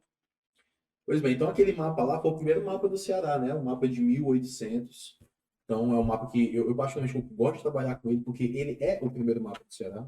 Não é o de 1817, é esse mapa. Então eu já pego também esse outro mapa aqui, que esse aqui é o primeiro mapa do Piauí. E esse primeiro mapa do Piauí, ele é de 40 anos antes do primeiro mapa do Ceará, 1760. E esse mapa, ele foi feito num período posterior ao Tratado de Madrid. Ou seja, no Tratado de Madrid, você tem um período onde é decidido o que são fronteiras. O Tratado de Madrid diz assim, ó, a partir de hoje não existe mais esse achismo. Fronteira é isso, isso e aquilo. É por relevo, é por água, é por isso, por isso. Então, 1750 é assinado o Tratado de Madrid. 10 anos depois, Galúcio faz esse mapa. Já sob supervisão de tudo alinhado com Portugal, tudo alinhado com a cartografia da época. A mais alta tecnologia que tinha, ele utilizou nesse mapa. E é bem próximo, né? Ele é muito detalhado, e se você der um zoom, é porque eu não sei se essa qualidade vai estar boa, mas também nem precisa dar o zoom. Mas dá para você ler as informações, porque ele não foi apenas Eu tô vendo agora. Né? o nosso primeiro mapa, mas também foi um dos primeiros censos demográficos. Porque para cada uma dessas palavrinhas existe um relatório de quantas pessoas viviam em cada lugar desse. Olha que legal. Então, quando você vai ver, coisas que ficam claras. Divisor por água. Piauí, Maranhão. E divisor por relevo. Pronto, tá aí. A geografia ela fica bem clara. Quando você vai ver, ele deixa sempre o ponto mais alto. Então, veja que fica um pedacinho de serra pro lado do Ceará. E um pedacinho, como se fosse no meio, né? E isso é justamente pelo ponto mais alto, o divisor de águas. Perceba ali Crateús ainda no Piauí. Você consegue ver o bolsão ali, ó. Aqui, né? Isso. Você vê ainda esse bolsão. E lá no litoral, que é o ponto máximo da questão. Porque ele mostra que estava bem depois do Rio Timonha, que é depois de Ilha Grande ali, né? aquela região, você consegue ver o Rio Timonha. E hoje já está mais para cá. Os caras vão avançando até hoje. Depois desses acordos, tudo que aconteceu até hoje, os caras avançam. Pois bem. Então, olha essa questão da serra bem aí. Bota bem no mapa da página 63. No mapa da página 63 vai ser um mapa bem interessante. Ele já é um mapa do Império, alguns anos depois. Era minha dissertação, esse material. 1868. Esse daí, gente, foi um documento. O pessoal fala assim, mas na época do Império, o decreto de Dom Pedro II, não tinha precisão técnica. Eu acabei de mostrar um mapa de 100 anos antes, riquíssimo em detalhes de cartografia. E aí, esse outro mapa, 100 anos depois, foi um mapa que embasou o decreto de Dom Pedro II. O pessoal fala, não tinha precisão técnica. Tinha, cara. Tinha, tá aí. É o que eu estou mostrando para vocês. A divisa estava ali, ó, sendo apontada. Perceba que ali o litoral já tinha sido ocupado pelos cearenses nessa época. Uhum. Ele já passa como se fosse do Ceará. Mas olha a divisa do território pela serra. As cores apontadas, né? Porque quando você vai ver esse mapa em uma qualidade maior, que é o... Sobe só um pouquinho, passa no scrollzinho indo para cima, ele vai ter ele todinho o mapa. É esse mesmo mapa aqui, ó, da página 102. Desce um pouquinho. Quando você vai ver, o que é que você percebe? Tá vendo essa cor bege aqui, ó? Se você for ver essa cor bege, é a cor do Piauí. Tá dizendo assim, ó, província do Piauí. Cheguei ali entrando para Crateús, né? Tô vendo. Então, O divisor entre esses dois territórios é a Serra do Ponto Mais Alto. Só que tem uma coisa bem interessante. Agora, voltando para quando eu vou falar desse decreto aí de 1880, Dom Pedro II. Esse decreto ele fala o seguinte: muita gente faz a interpretação que quiser desse decreto. Eu consegui fazer. Depois a gente volta para mais de 2 mapas. Eu consegui fazer uma interpretação bem interessante sobre esse decreto. Na verdade, esse decreto ele não é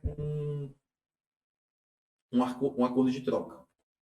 Não é um acordo de troca. A gente historicamente fala isso porque alguém falou isso e a gente vai dando continuidade. Mas não é um acordo de troca. Primeiro, eu contextualizei todo o histórico do Ceará antes do decreto e todo o histórico do Piauí antes do decreto.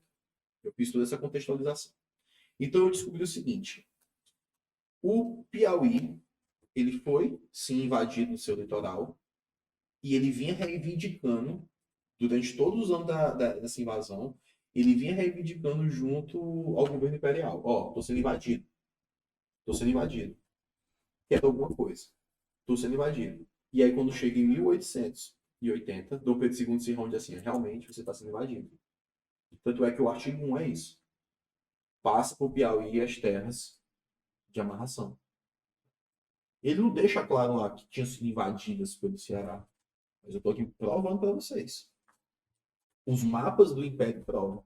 Os mapas do Piauí de 1760 provam. O mapa do Ceará de 1800 prova. O litoral sempre foi Piauí. Então, mapa de colônia e mapa de império tá. Tudo. Tá lá. Pá. Então, primeira coisa, devolve. Segundo, passa Crateús por Ceará.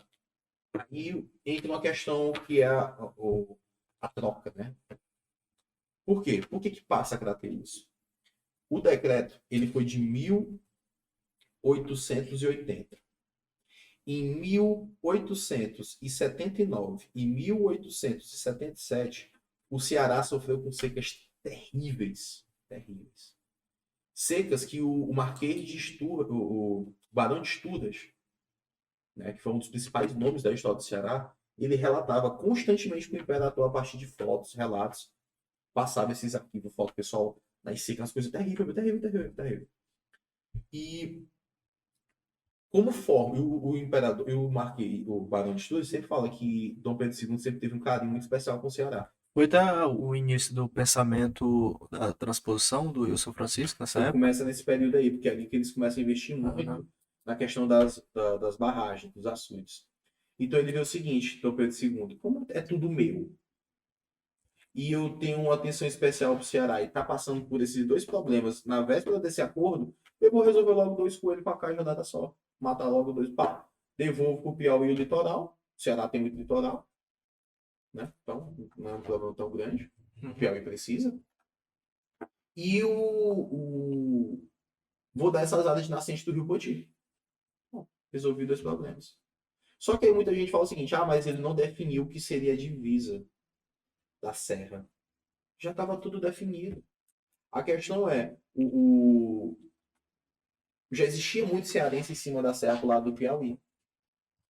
Então, até 1889, não interessava quem estava do lado de cá, quem estava do lado de lá. Porque era tudo do imperador. Só que quando você vem em Primeira República, aí isso interessa.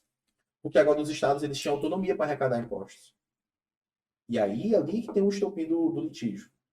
Quem começa a abrir, quem vai arrecadar em cima da área. Exatamente. E aí o que acontece? Hoje nós temos um cenário em que, o último acordo fechado foi em 1820, o convênio arbitral. O convênio arbitral diz assim, ó,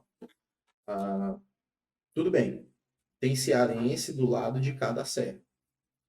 Até 1880, todos os cearenses de propriedades que estiverem do lado de cada serra, que era para ser do Piauí, continuam como sendo do Ceará. Então, só isso. Então, tipo, o que o Piauí exige hoje? É basicamente isso. Divisor natural é Ibiapaba. Se tivesse alguma propriedade já do Ceará, do lado de cada serra, antes de 1880, é do Ceará. Então vai ter áreas do lado de cada serra que vai ser a ocupação do Ceará. E vai ser do Ceará mesmo. Por exemplo, Tianguá. Se a fundação de Tianguá for anterior a 1880, é Ceará Vou dizer mesmo. uma coisa. E se for bem aqui, vou virar a página aqui. Bem aqui tu tem uma serra. Uhum. Aí tu tem bem aqui esse bolsão representativo do Ceará. Aqui é Piauí, Uhum. aqui é Ceará. Sim.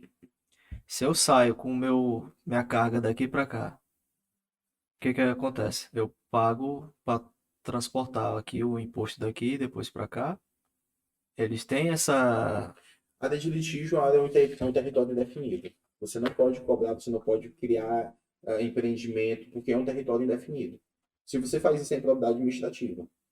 O que os caras estavam fazendo até 2005? Construir escola dentro da área de litígio.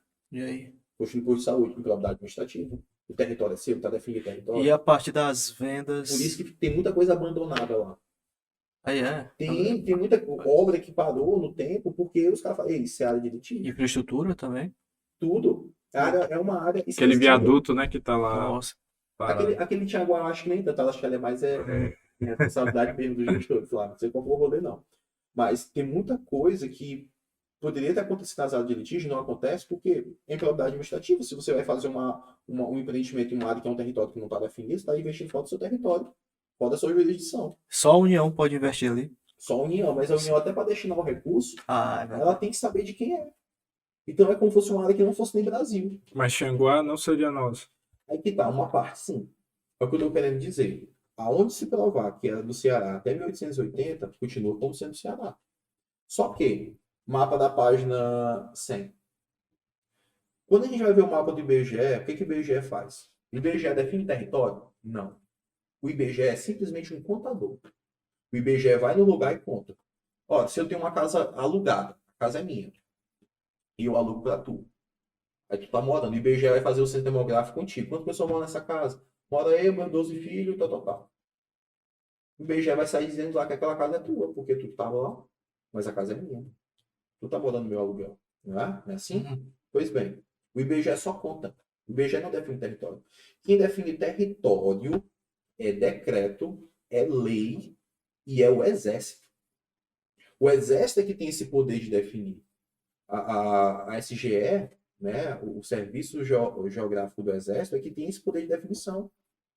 E aí o que acontece? A gente pega muito a questão do IBGE, porque o IBGE ele vai trabalhar com mapas, ele vai para formular mapas de informação, cartogramas, tudo aquele negócio, e a gente vê que o IBGE ele tem um poder de trazer para a população até uma linguagem mais fácil. Tanto é que a divisão geográfica das regiões do Brasil, pelo IBGE, página 100, a divisão das regiões do Brasil, né, pelo IBGE, ela é bem simples. A gente tem outros tipos de divisão regional do Brasil, mas a gente usa do IBGE porque é mais didática. Só que o IBGE acaba tomando partido bem aí. Porque como é que o IBGE vai dizer que o território é de um estado se ele não tem essa autonomia? Qual o poder do IBGE para dizer isso? O IBGE vai contabilizar pessoas, mas território, que existe uma questão de litígio, não é o IBGE. Tanto é que em 1991 era o prazo máximo para os estados entrarem em acordo, segundo a Constituição de 88. Os estados deveriam entrar em acordo para definir o que era território e resolver. Senão quem resolvia era o STF. Em momento algum falou que era o IBGE que tinha que fazer isso. Ah, mas o IBGE fez um estudo prévio, tal, que não foi aprovado. Por isso que a gente está aqui até hoje. Quem resolve é o Exército. Por quê? Porque existem os trâmites, existem as formas. Ah, mas tem gente do Ceará do lado de cá. Tá bem que esse mapeamento, ele mostra que a invasão que aconteceu no litoral do Piauí há muitos anos atrás, no século XIX, ela acontece até hoje, na Serra. O que a gente vê bem aí é a área de litígio em amarelo, a área em laranja é Piauí, a área em roxa é Ceará, população cearense. O que a gente vê bem aí? Que depois da área de litígio, Em território. já tem território cearense. Como assim? Agora eu pego o município de Santa Rosa, no sul do Piauí, onde 92% da população é gaúcha. Santa Rosa, Rio Grande do Sul? Bate. Claro que não. É aí que eu quero chegar. Se você está no meu território, não necessariamente esse território era da tua origem e tal, você está no território. Nós tivemos uma migração muito forte de cearense para o Piauí. Meu pai é filho de cearense, Fala Popute. né? Fala Popute, sei. Meu pai é neto meu pai é filho de cearense. Mas me diz uma coisa. Essa parte que tu chama assim de invasão. Como é a dinâmica? Bom, nós temos o seguinte, como eu falei, as bordas do Ceará são úmidas. né? Então existe uma migração sempre das áreas mais úmidas. Vou plantar onde? No seco ou no úmido? Então, a tendência sempre foi essa, desde 1721. Sempre aconteceu isso. Só que o que acontece? Antes acontecia muito pela questão da Igreja Católica, a partir dos jesuítas. Só que quando o Marquês de Pombal entra como secretário do rei Dom José, ele não era favorável à Companhia de Jesus, então houve todo um enredo em que padres da companhia foram acusados de tentar assassinar o rei, e ele consegue ali aproveitar para, além de despachar um dos primos lá do rei, ejetar também a Companhia de Jesus. Então, nesse momento, tudo que era a Companhia de Jesus passa para a coroa, certo? Então, é nesse momento ali que todas essas questões acabam sendo resolvidas dali em diante. Já tinha uma ocupação, por exemplo, Viçosa do Ceará. É uma das primeiras áreas que foi ocupada pelos jesuítas, e como ela é a área mais antiga, ela não entra na questão de litígio. Lembra quando eu falei de 1880 para trás, o que já é do Ceará continua como Ceará? Pronto. A questão é, de 1880 para hoje, olha o tanto que nós já está avançando. Coloca o mapa preto e branco.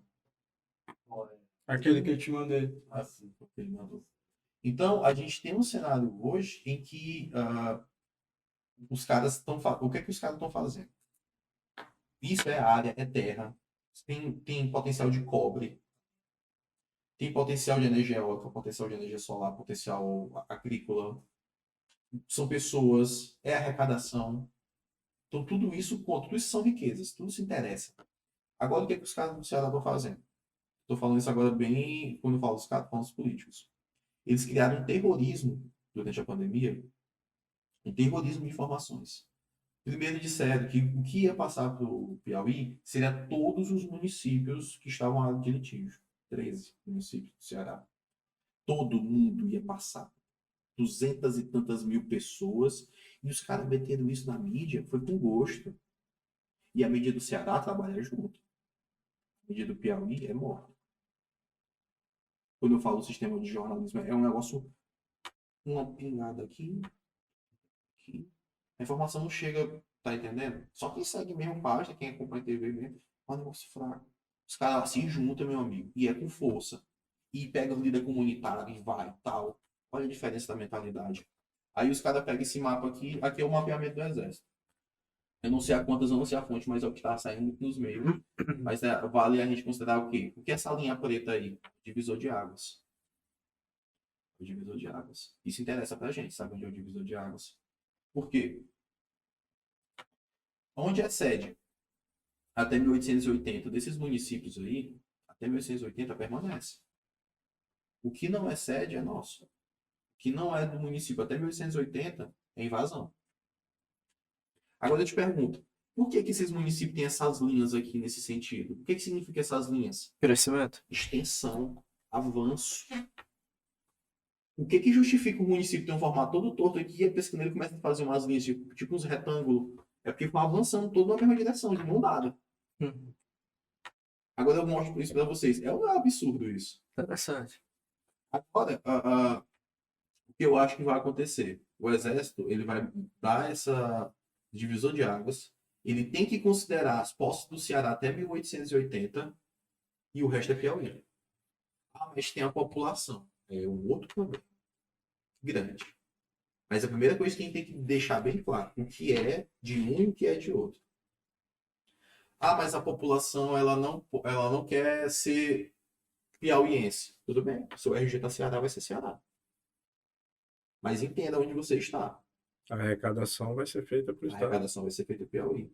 E aí, o que acontece? Eu falar isso daqui hoje com uma pessoa que não tem estudo, que não tem não pegou em documentos históricos, não entende que não é de hoje que o Piauí reclama e que a gente está sendo se invadido. Mas o Ceará é melhor em termos de estrutura, ele é isso, é melhor, mas porque olha o que não é o Ceará. O Ceará soube lidar com as dificuldades, o Ceará tem seca, o Ceará teve pobreza, teve secas, crises terríveis hídricas, mas em contrapartida teve grandes líderes políticos que fizeram do Ceará ser o que ele é hoje. Até hoje o Ceará tem líderes políticos fortíssimos a nível nacional. Então, tipo, existe uma mentalidade diferente. A gente sempre teve uma abundância hídrica e isso acabou deixando a gente relaxado. Né? os rios correm mais grosso, né? Mais abundantes, mais com a vazão maior em direção ao Rio Parnaíba. Então a gente vira de costa para a serra, historicamente. Porque os rios são mais finos, são as nascentes. A gente vira de frente para os rios mais grossos. A gente teve de costa para a serra, historicamente. Mas a serra sempre foi nossa. Então, assim, tivemos uma limitação muito grande com gestão. Temos ainda uma limitação muito grande de gestão. Não sabemos administrar e usar do nosso potencial. Como eu disse, a gente usa só 3% do nosso potencial econômico. 3%. A gente tem potencial para tanta coisa. E assim, tudo bem. Vamos imaginar o seguinte cenário. Essa outra linha bem aqui, ó, é a linha referente àquele mapa que eu mostrei, entendeu? O roxo, o laranja. Sim, sim. Pronto. Então tem uma faixa territorial. Enorme. São 3.000 quilômetros quadrados, por aí. Pelo menos. Aí, beleza. Então vamos imaginar que o Piauí perde isso daí. Hoje a gente pode falar que a gente perde, mas é por culpa do fulano de tal, do governador, de não sei o quê. Muda governo, passa ano. Daqui a pouco a gente vai olhar para trás e assim, mas isso daqui era nosso enquanto Estado. Estado com E maiúsculo, enquanto instituições públicas. Se está sendo administrado hoje o Estado do Piauí, certo? Isso não quer dizer que as próximas gerações têm que pagar pela perca disso aqui, não. É nossa hoje que está escolhendo. Eric, qual seria assim, o principal impacto dessas terras virem para o Piauí? A Mesmo gente com... aumentar em arrecadar. Primeiro, tem muita área aí dessa área de litígio que você não faz a exploração dos recursos porque é área de litígio, é Sim. um território impreciso. Então você teria o aumento da arrecadação com a população, você teria a arrecadação, você teria o potencial de uso mineral, o potencial de uso agrícola, você teria o potencial de uso porque a área é alta, então os ventos eles correm mais rápido, consequentemente potencial de energia eólica, potencial de energia solar. Nós temos aí uma região que o Piauí está com um potencial 7 de 8, né, no mapa de solaridade, então um potencial gigantesco para energias renováveis, e é o novo hype do momento, a energia renovável, porque o petróleo vai acabar, né? O carvão vai acabar e está causando impacto ambiental, a Europa está ficando quente, todo mundo tem que se preocupar. Então, tipo, temos muito potencial aí, mas eu acho que ainda a principal coisa é a questão mesmo da gente dizer que, assim, poxa, vamos ganhar uma vez na vida. Aí tem Universidade Federal, ou Universidade Estadual do Ceará.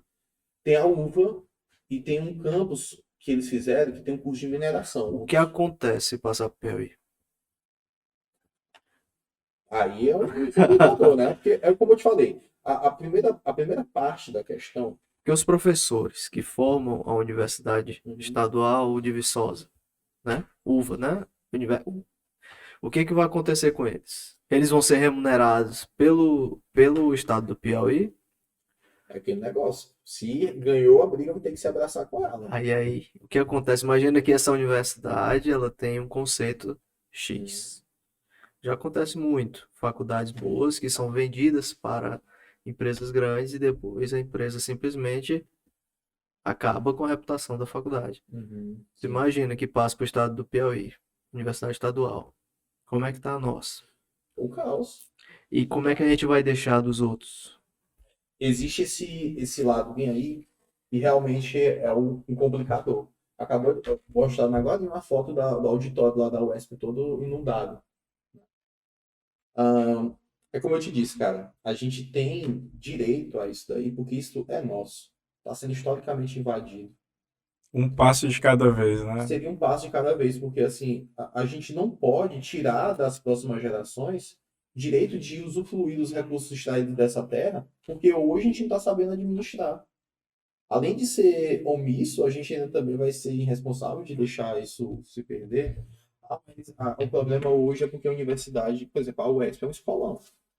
Não tem a estrutura devida. Mas, infelizmente, é culpa justamente de que a gente não está sabendo, não está tendo aquela responsabilidade da escolha. Né? Ou então de cobrar. Cara, é tanto problema. Só que eu prefiro pensar um de cada vez. Eu prefiro pensar no seguinte. Primeiro a gente tem que provar que a gente não é o vilão da história. A gente é a vítima da história. Nós fomos invadidos historicamente. Primeira coisa que a gente tem que pensar é isso. O segundo passo é a gente ver como é que a gente lida com os resultados dessa conquista, que para mim é uma conquista histórica. Muitos estudiosos do Piauí, vão estar talvez no dedo, mas alguns nomes ilustres, como é o caso de Antonino Freire, que já foi governador, o caso de João Gabriel Batista, o caso de Álvaro Mendes, o caso de Clodoaldo Freitas, vários outros lutaram muito para provar que a gente ia ser invadido. Então, assim, tem muita história envolvida. E eu me limito nas minhas palavras, assim, quando eu vou, tipo, quando eu sou questionado, até mesmo pela mídia, mas eu não desisto da luta. Eu acho que eu posso estar falando, posso estar contribuindo no local correto, mas o que a gente não pode esquecer é que existe sim uma luta que é nossa, que é uma vitória nossa, porque isso aqui a gente tem direito a isso. A gente não pode deixar, a gente não pode perder esse território, porque senão a gente só coloca mais uma vez um chapéu e um nariz de palhaço e diz que a gente é um estado que não merece respeito. Eu acho que a gente tem muito potencial, a gente merece muito respeito pelo que a gente é e pelo que a gente tem. Eu acredito muito nisso. Eu espero que essa minha contribuição de hoje, ela pelo menos deixe alguém cutucado.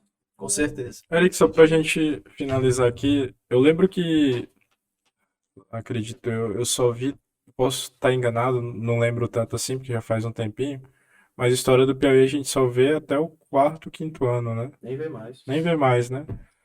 E O Enem, né? eu acho que com isso se perde, né, um pouco. Literatura, piauiense, tudo isso. História do Piauí, geografia do Piauí, isso era muito bonito, cara, era muito bonito. Hoje em dia, poxa, eu chego em um lugar que o pessoal, e aí, como é que foi o 13 de março? Hã? 13 de março? Tá entendendo?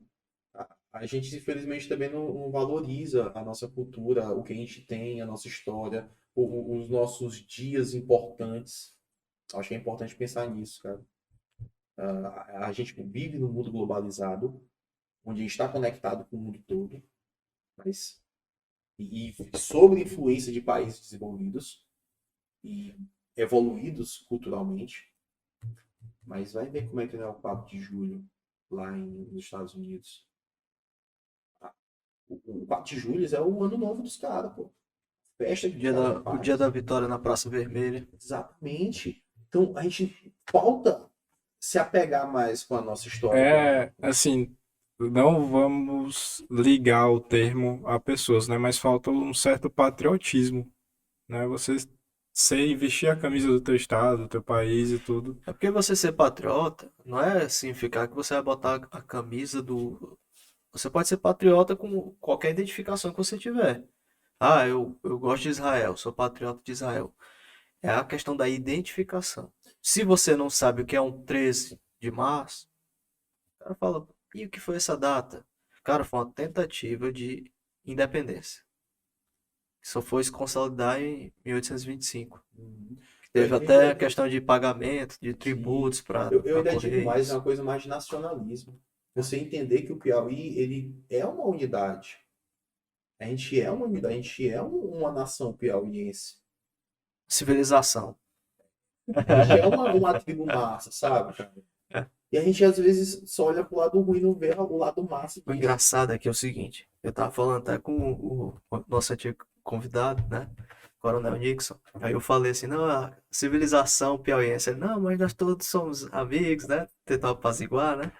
Aí eu falo assim, Falou engraçado. de litígio com ele? A gente citou, né, sobre isso. Aí eu falei assim, rapaz, a geografia ela explica algumas coisas, né? Quando você tem um rio, você tem uma integração, né? Quando você tem uma serra, você tem uma briga.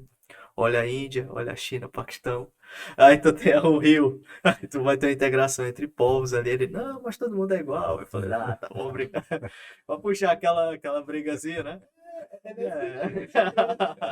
É delicado, entendeu?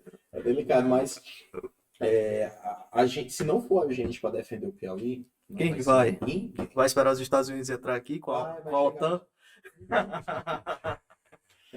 Eu acho que é mais isso, cara. A gente tem que se apaixonar pelo nosso estado, a gente tem que, mesmo se eu não sou um especialista, eu tenho que pelo menos ouvir os especialistas que, pelo menos uma década eu venho estudando sobre isso.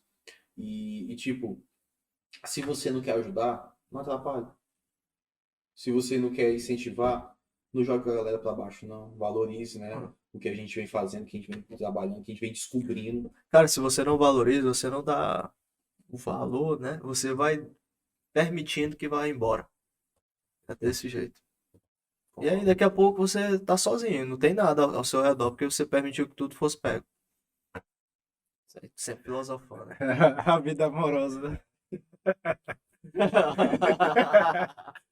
Bom, gente, então agradeço muito meu xará por estar aqui. Veio muito a agregar aí muita coisa que eu nem sabia, nem sabia, nem lembrava mais. É muito interessante essa parte que a gente não enxerga o porquê, né, de certos conflitos, o porquê de tanta coisa assim que a geografia, a história, ela vem a mostrar, né? E a gente às vezes acaba deixando de lado essas matérias que a gente diz assim. Então, obrigadão por ter aceitado esse convite. Valeu, cara. Como eu falo para todos, quando tiver mais confusão aí, mais coisa aí e tal, Ótimo. as portas estão abertas aí, Eric, quiser vir, quem sabe não sai o litígio, né, e nós consigamos vir. Trazer novidade, Que aí vai ter Trazendo- mais confusão. um novo debate. E eu deixo até, né? Meu nome é Eric Melo. Eu tenho alguns artigos sobre isso, quem quiser saber mais. Tem minha dissertação. O teu Instagram é qual, Eric? Eric Melo 92.